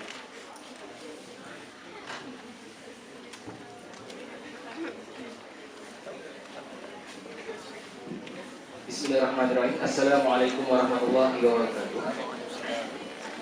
Nama saya Muhammad Raimi bin Zulkifli, kos Sejarah dan Tamadun Islam, asal daripada KL. Persoalan saya, hari ini kalau kita lihat, remaja sekarang ni sebagai contoh lah situasinya. Situasinya untuk mengamburi ataupun nak manipulasi kan. Dia punya tahap cinta ke seseorang. Waktu sebelum nikah, dia kata, aku ni sudah bertunang. Kerananya ada yang pendapat kata bertunang ni even mak ayah pun tak tahu. Kita dah bersetuju untuk perempuan tu nak kahwin, dan kahwin tu, dan perempuan pun dah setuju nak kahwin dengan lelaki tu, itu dah agak pertunangan. Dia punya cincin tu semua adat. Dan bagaimana anda kata kalau pertunangan itu disah, memang sah dan dibenarkan, bagaimana batas-batas yang sebenar pertunangan yang sebenar? Faham? Jelas tak? Sebabnya umur muda tapi nak bercerita tentang cinta. Dan persoalan kedua, situasi kedua, bagaimana kalau seorang itu dia dah anggap seorang wanita tu dah didacok sampai dia katanya dia dah bercinta lah. Dah berjanji hidup semati nak bertunang sebagainya, dah bercerita kat mak ayah, ayah inilah pilihan adik. Dan kemudian dia, andai kata kalau situasi dia perempuan tu pada satu hari dia mengecewakan lelaki itu, tinggalkan lelaki itu, sehingga kan lelaki itu macam kecewa. Sehingga sebabnya kecewa cinta ni bukannya kecewa macam tak makan nasi. Jadinya macam mana nak kita sebagai sahabat untuk kembalikan semangat seorang lelaki yang dah kecewakan. Itu soalan saya. Terima kasih. Ingatkan dia sebut pengalaman dia sendiri. Okey, jadi kita buka lagi pada 2 soalan. Sekarang dah 2-0, kita buka muslimat untuk 2 soalan saja lagi. Okey, sebelum daripada saudari tanya, ni saya baca soalan lah. Assalamualaikum. Ustazah, di antara pilihan kita dan pilihan ibu bapa, mana satu yang perlu kita pilih? Apa pandangan Ustazah? Adakah saya menjadi anak derhaka jika saya tidak mengikut kehendak ibu bapa? Okey, boleh terus. Macam sama cerita ni. Cerita Ustazah ni kan? Okey. Bismillahirrahmanirrahim. Assalamualaikum warahmatullahi wabarakatuh. Waalaikumsalam warahmatullahi. Nama saya Siti Imam Hidayah binti Al-Samad. Ijazah Sarjana Muda Sains Sosial, asal dari Taiping, Perak. Okey, saya cuma nak minta pendapat dari segi pendekatan remaja. Macam mana kita nak mendidik atau kita nak menasihati adik kita dengan pendekatan remaja yang mana kadang-kadang dengan pendidikan kekeluargaan ataupun dari segi kawalan sosial dalam keluarga kadang-kadang tak mencukupi. Bila mana kadang-kadang dia terpengaruh dengan rakan sebaya, di mana kadang-kadang bila tak ada awet tak asbah dalam hidup. Bila makin remaja, makin semangat mencuba tu tinggi. Bila keluarga mengongkong, dia akan memberontak. Macam mana kita nak mendidik adik kita atau abang kita atau saudara sepupu sepakat lelaki kita? Sekian, terima kasih. Okey.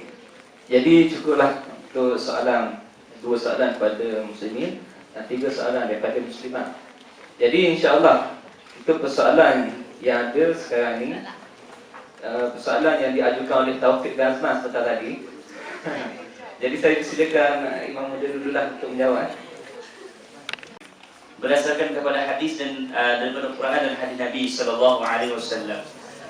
Apa yang saya boleh kata ialah dari sudut pengalaman, apa yang saya alami, apa yang saya hadapi ialah yang pertama, sebagai seorang kita kata orang yang berilmu. Sebab itu Allah Ta'ala beri kita ni akal, ada pula fikiran, lebih dari situ daripada malaikat dan hayawan. Allah beri akal, ada fikiran supaya kita boleh berfikir. Dan ditambah pula dengan kita hari ini ada ilmu.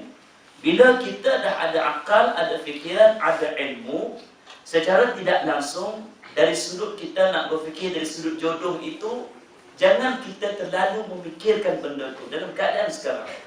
Sebab seperti mana yang kita bincangkan tadi, ajal, maut, jodoh, semua itu Allah yang akan tentukan di atas pilihan dan peluang yang kita ada. Kalau kita tak terlalu memikirkan benda tu, yang pertama lah tips dia. The first point is, yang pertama sekali, jangan terlalu membiarkan diri kita untuk memikirkan tentang jodoh.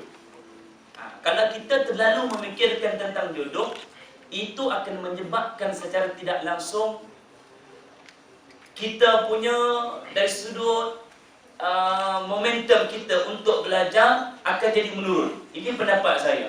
Ini apa yang saya lihat, apa yang saya tengok, apa yang saya cuba selami di hati kawan-kawan saya.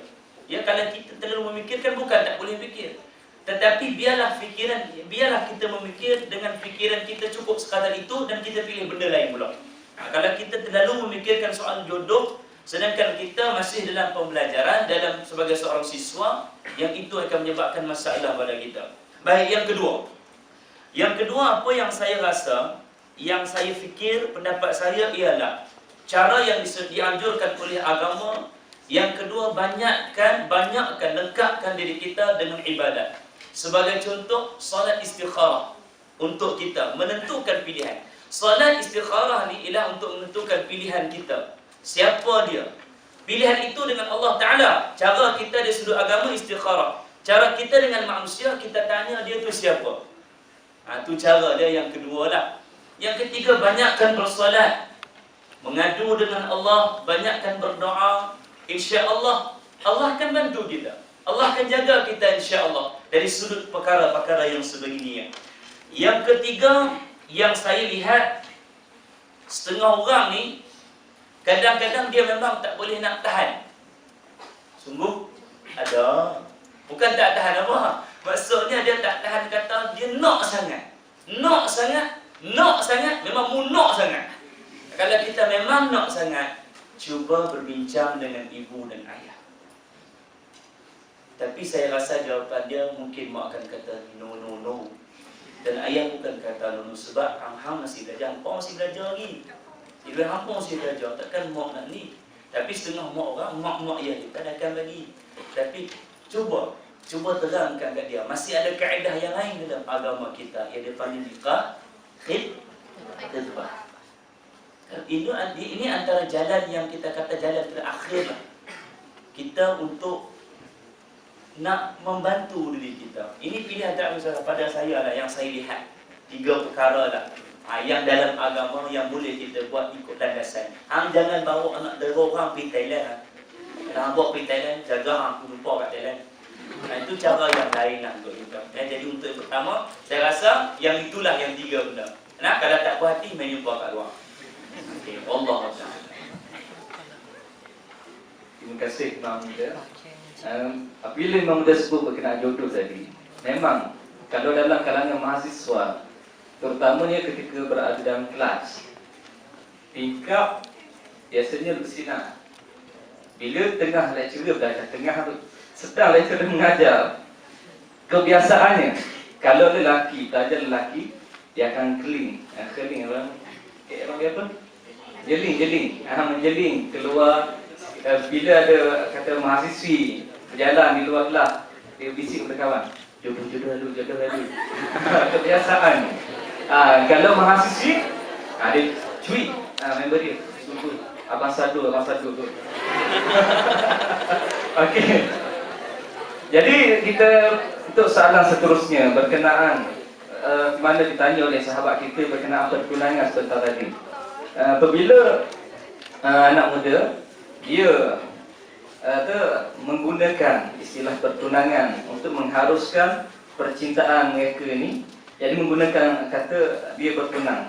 Dan apakah batas-batas pertunangan yang dianjurkan dalam Islam? Mungkin saya jawab.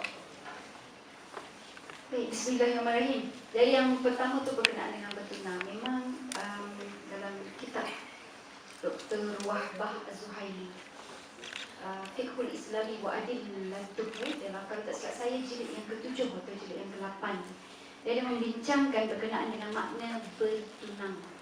Jadi bertunang ini adalah apabila seorang lelaki menyampaikan hasratnya sama ada secara langsung atau jelas ataupun tidak jelas kepada wali. Bersiapa? Wali. Ataupun kepada perempuan tersebut, kemudian perempuan tersebut menyampaikan kepada wali. Itu juga syaratnya. Dan dipersetujui oleh wali ataupun perempuan tersebut pun setuju dengan pengetahuan wali.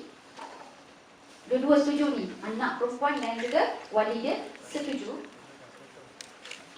Dalam keadaan jelas, dia sampaikan jelas setuju dia ataupun secara bayang-bayang, maka telah bertunang. So maksud bertunang ini dia booking. Tapi booking dengan maruah. Booking melalui wali. Sebab seorang wanita, dia ada pemiliknya, penjaga dia. Itulah dia maksud wali. Wali ni maksud dia orang yang bertanggungjawab, peneman, pembela. Kalau misal kata pertunangan itu hanya antara boyfriend itu dengan girlfriend, girly friend. Ada dua tu dia, boyfriend dengan girlfriend. Yang ini dikira satu rompakan kepada pemilikan wali. Contoh, siapa punya handphone ni? Saya punya. Tiba-tiba datang si Zahiri ni, Dia tak cakap pun dengan saya, dia pergi ambil je telefon tu. Ambil. Saya tak tahu. Saya confirm saya tak tahu lah. Confirm saya tak tahu. Jadi dia ambil. Dan sebagainya, call siapa? Ayah dia dulu. Pakcik, ada masa tak pakcik? Saya nak dating pakcik. Saya nak dating dengan pakcik dan anak pakcik. Jadi kalau dating, bawa bapa dia sekali. Yang itu tu. Jelas tu? Sama lah macam ustaz saya tersebut kan. Kalau nak naik motor dua tu kan. Boleh ke tak boleh? Dia kata boleh, tapi ayah kena duduk tengah. Itu dia punya orang kata kiasan dia. So jadi itulah jawapan untuk khitbah. Yang kedua, seandainya mereka yang kecewa ni kenapa berlaku? And then the first question also the same thing. Kenapa dia berlaku? Kenapa berlaku perasaan yang membuat-buat tapi tak boleh tahan-tahan nak kahwin tak jadi kan? Jadi yang kedua, cinta putus kan, dah kata janji lepas tu putus. Okay. So my answer adalah anda semua daripada sekarang kena lakarkan timeline bila nak kahwin. Buat target nak kahwin bila. Bila tak ada target, itu yang setiap hari mau kahwin. Hari-hari mau kahwin. Sebab tak tahu nak kahwin bila. Letak target. Saya akan kahwin bila umur saya 24 tahun. Pak, 24 tahun kahwin. Jadi bila dah ada 24 tahun nak kahwin, kita tahulah agak-agak lah bila kita nak cari. Betul tak? Kalau cari sekarang, nak kahwin umur 31 tahun, berapa lama nak simpan? Kan? Dan nak simpan tu pun you all nak layan, pening kepala. Setiap hari kena call, setiap hari kena pastikan kita bersuara, bercakap, memuji dan sebagainya. Kalau kita tengok ya, buat survey sikit orang yang bercinta, seminggu kawan, seminggu merajuk, seminggu pujuk, seminggu kawan, seminggu lagi merajuk, seminggu lagi pujuk. Itu je. Duit habis sebab nak memujuk. Duit habis sebab merajuk. Itu je dia punya aktiviti. Wasting a lot of time. Kan? So, what you need to do is, sekarang ni umur saya berapa tahun? Bila saya nak kahwin? Adakah kahwin itu adalah satu kepuasan kemuncak ataupun pencapaian yang tinggi? Anak-anak yang dikasihi, itu that is the first one.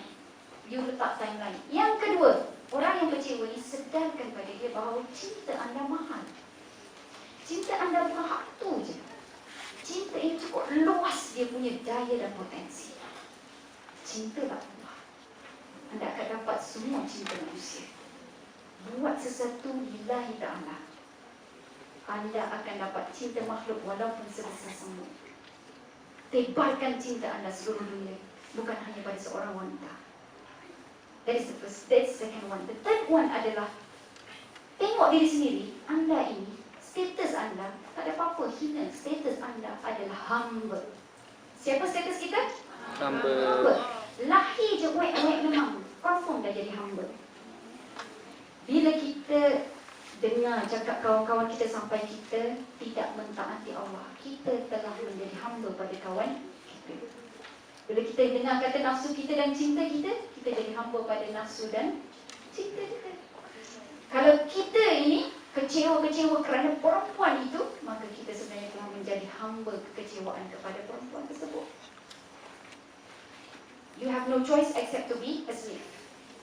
Memang confirm hamba. Kita tak ada pilih, tak ada pilihan kecuali jadi hamba. Tetapi anda mempunyai sejuta pilihan untuk pilih siapakah yang benar-benar layak menjadi tuan kita.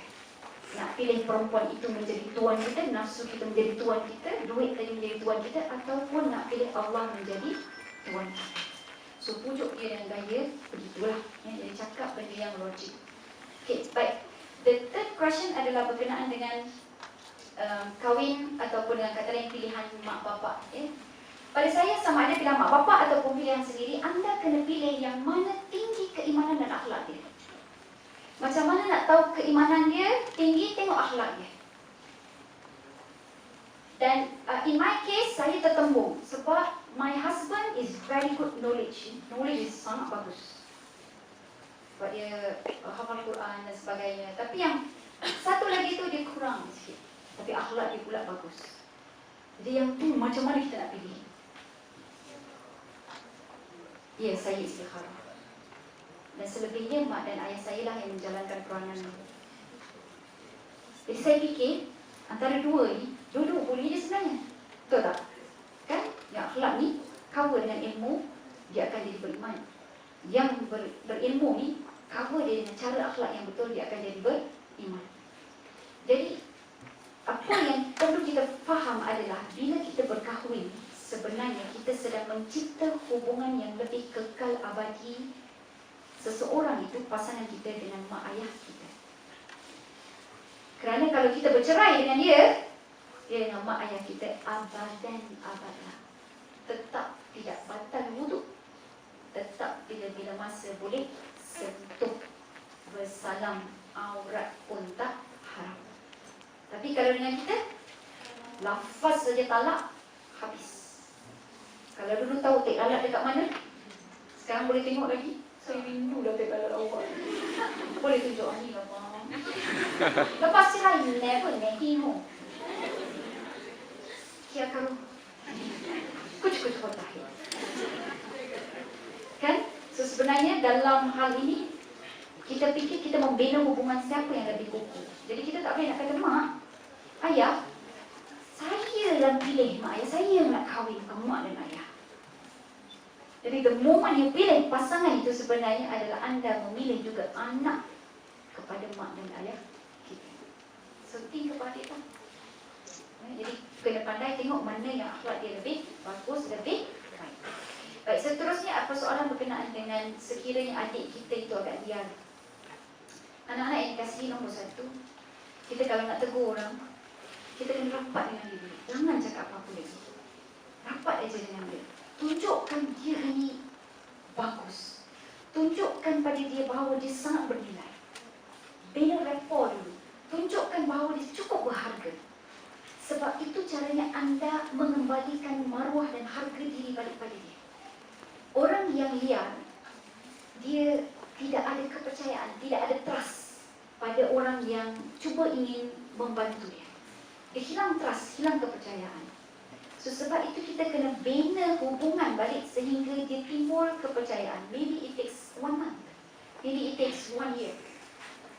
Dalam satu masa yang sama, bila dia tahu pembinaan trust sudah ada, dia tahu kita dah sayang kat dia, barulah nanti, kalau nak tahu macam mana dia dah percaya kat kita, dia akan rujuk pada kita bila dia ada masalah. Time itulah kita nasihat dia, cucuk bagi injection dengan rawatan kita. Buat hubungan yang baik, jangan cakap apa-apa, kita pun kena appear to be very, very good. But it is a process. Dia bukan boleh overnight, satu malam, tak boleh. Tapi bina hubungan sampai dia rasa bila kehadiran kita itu sangat bermakna. Kehadiran kita itu sangat memberi erti. Dan dia merujuk pada kita whenever they depends on us, tanggungjawab kita halakan balik kepada Allah Subhanahu wa Ta'ala. Jadi kena banyak logik lah dengan orang-orang macam ni kan. Tapi janganlah bila datang macam ini haram, ini haram, ini haram, ini haram. Memang confirm dia akan bina sikit.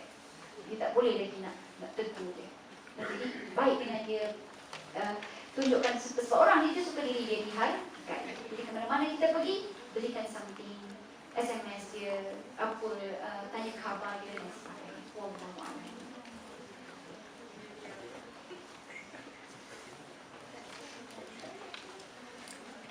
Okey, jadi terima kasih Ustazah.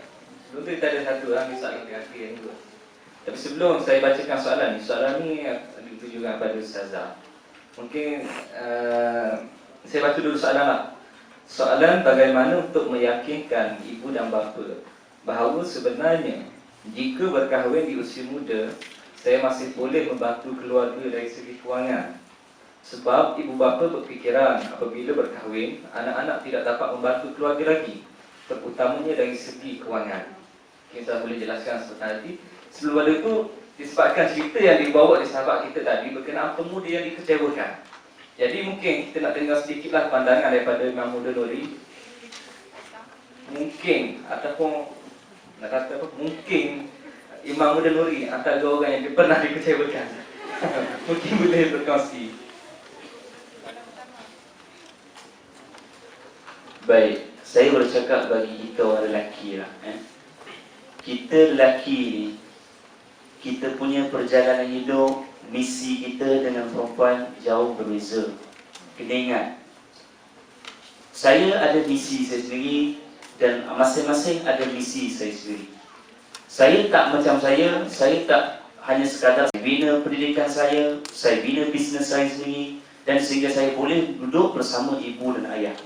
Kita orang lelaki berbanding dengan orang perempuan, tanggungjawab kita lebih besar berbanding orang perempuan. Sebelum kita berkahwin kita boleh cakap. Selepas kita berkahwin kita akan nampak segala-galanya. Mak dan ayah ni, dia bukan kadang-kadang dia bukan bercakap hanya sekadar bercakap dengan mulut. Walaupun kita kata orang tua makan garam dulu pada kita, tapi tidak semuanya sama.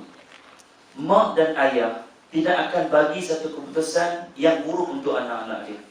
Sebab tu kita orang lelaki, sebelum kita berkahwin, kita wajib taat pada ibu dan ayah. Bahkan lepas kita berkahwin, kita wajib juga taat pada ibu dan ayah. Orang perempuan berbeza. Sebelum dia wajib taat dengan ibu dan ayah, dan selepas dia berkahwin, dia wajib taat kepada suami dan orang yang menanggung segala-galanya. Jadi bila soalan berkata benda macam tu, bukan bermaksud ibu kalau ikut kata ikut seorang ibu, seorang ayah. Mana ada ibu dan ayah yang tak mahu tengok anak-anak dia berjaya, duduk di atas pentas, mengambil segulung diploma, menerima segulung ijazah bersama dengan ibu dan ayah. Mak dan ayah tidak akan sekali-sekali mengeluh dalam duit dalam sudut keuangan, melainkan sekiranya kita mengecewakan mereka. Sebab itu kita sebagai orang lelaki kena fikir lebih jauh ni. Perjalanan kita orang lelaki lebih jauh berbanding orang perempuan. Berfikiran biarlah berfikiran lebih matang. Mak dan ayah bukan sekadar nak tengok kita berjaya, yang lelaki lah, yang perempuan sama juga. Mak dan ayah bukan sekadar nak tengok kita berjaya, terima ijazah, terima diploma, tapi dia nak tengok harapan kita. Kita bila dah berjaya, boleh tak bela dia? Dan di akhirnya nanti, boleh tak kita angkat tangan doa dengan Allah ketika Barakallahu.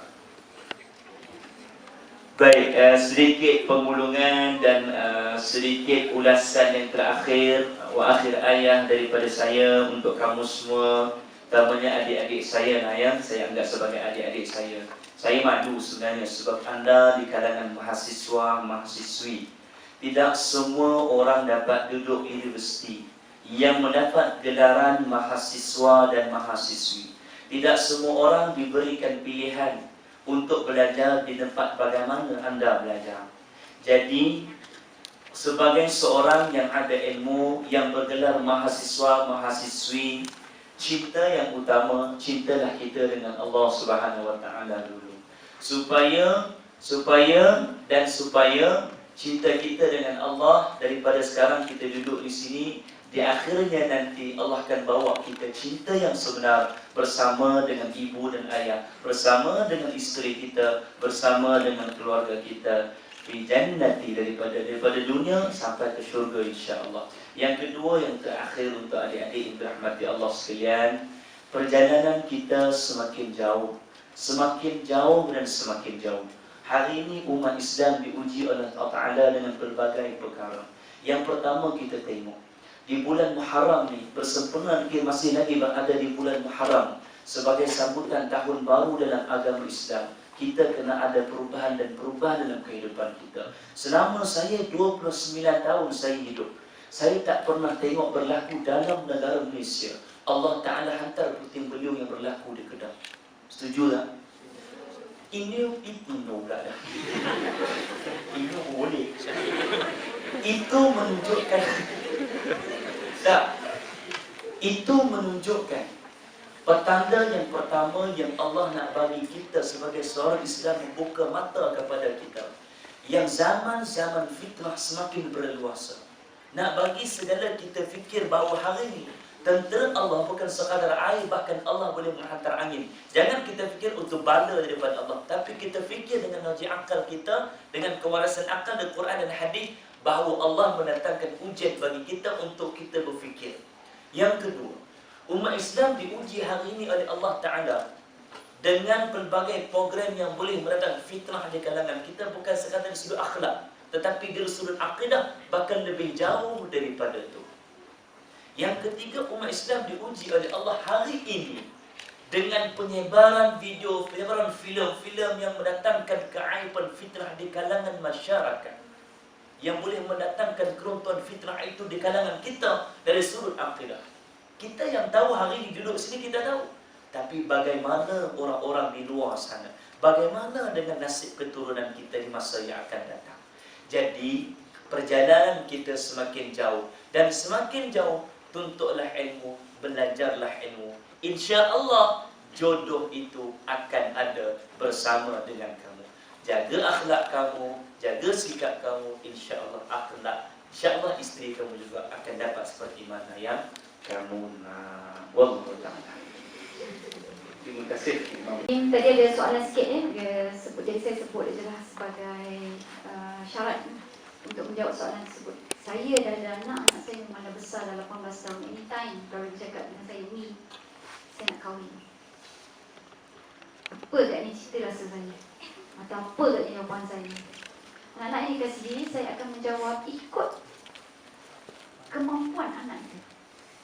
Kalau anak itu memang matang, balik rumah tak terbongkang tidur je, pandai mengemas, tak perlu disuruh masak, tak perlu disuruh buat apa, dia memang jenis yang tahu berdikari dan tidak melepek je dengan mak dia ataupun tunggu je arahan mak dia. Saya akan cakap dengan dia, ahlan wa sahlan, buat jalan, pergilah kau. Tapi kalau dia masih belum lagi menunjukkan ciri-ciri matang, sikit-sikit nak tanya kita, sikit-sikit mengadu dekat kita, sikit-sikit tak boleh diharap, kita suruh ini dia buat benda lain. Confirm lah. Kalau umur 40 tahun pun saya belum tentu akan izinkan dia kahwin. Betul. Sebab takut dia memudaratkan orang lain. Kan? Yang penting adalah sejauh mana anda melibatkan anda menjadi matang. Secepat mana anda menjadi matang. Dan matang ke belum? Tanya diri sendiri. So that would be my question lah. Jadi kalau macam mana nak tengok mak kata pasal duit, mak rasa macam kita ni tak boleh nak menyara dia dan sebagainya, itu kata-kata mak je sebenarnya, sebab mungkin mak tak pandai nak menyusun kata. Jadi dia pergi cakap pasal duit. Tapi hati dia percaya lah, sama dengan hati saya. You are not mature enough. Jadi jangan banyak sangat tengok cerita Hindustan. Hindustan tu dia betul-betul bawa formula yang songsang. Mak bapak menjadi penghalang cinta dia. Tuhan pun tak boleh nak menghalang cinta kita, kan? Jadi people that is dia punya falsafah yang tema. Be careful ya. Yang Korea lagi lah. Baik. Okey. Seterusnya penggolongan kesimpulan saya, moderator, Pak Imam, Pak Imam. Secara jelasnya ingin saya katakan, kita ni nak nikah sebelum kahwin kah atau selepas kahwin? Senang aja. Siapakah contoh teladan kita? Kalau kita ambil contoh teladan kita, para anbiya, para wali, tunjukkan pada saya mana nabi, mana satu wali yang bercinta dulu sebelum bernikah. 5 saat dari sekarang. 5 4 3 Nabi 2 Nabi Momo, Nabi siapa? Nabi Sulaiman? Nabi Sulaiman bercinta dulu ke? Nabi Muhammad bercinta dulu ke? Ha. Salah. Nabi siapa yang bercinta dulu sebelum kahwin? Nabi Yusuf dengan Zulaikha? Ha? Nabi Adam dan Hawa? Ya, ya. Kalau ikut riwayat saya, tapi saya tak pasti riwayat itu dia sahih ke tak. Di saat Adam buka mata, dia nampak sebelah dia Hawa. Dia nak sentuh Hawa. Ada suara kata, apa dia tu? Dia tu memang Allah larang dia dan kena nikah dulu dengan maharnya. Kalau tak silap ikut riwayat itu, selawat ke atas Nabi Muhammad SAW. Maksudnya di alam roh lagi kita dah tahu dah siapa para anbiya, sebab dia dah test dah dekat roh ni, dalam alam roh the best roh siapa? Nabi Muhammad. So jadi dengan selawat, maksudnya adalah maharnya. Nak sentuh tu Allah tak bagi, sebab dia ada renjatan kau sentuh. Cuba bayangkan kalau kita naik bas, rasa perasaan pula ada orang sentuh kita. Pandang-pandang apek tu, apa kita buat?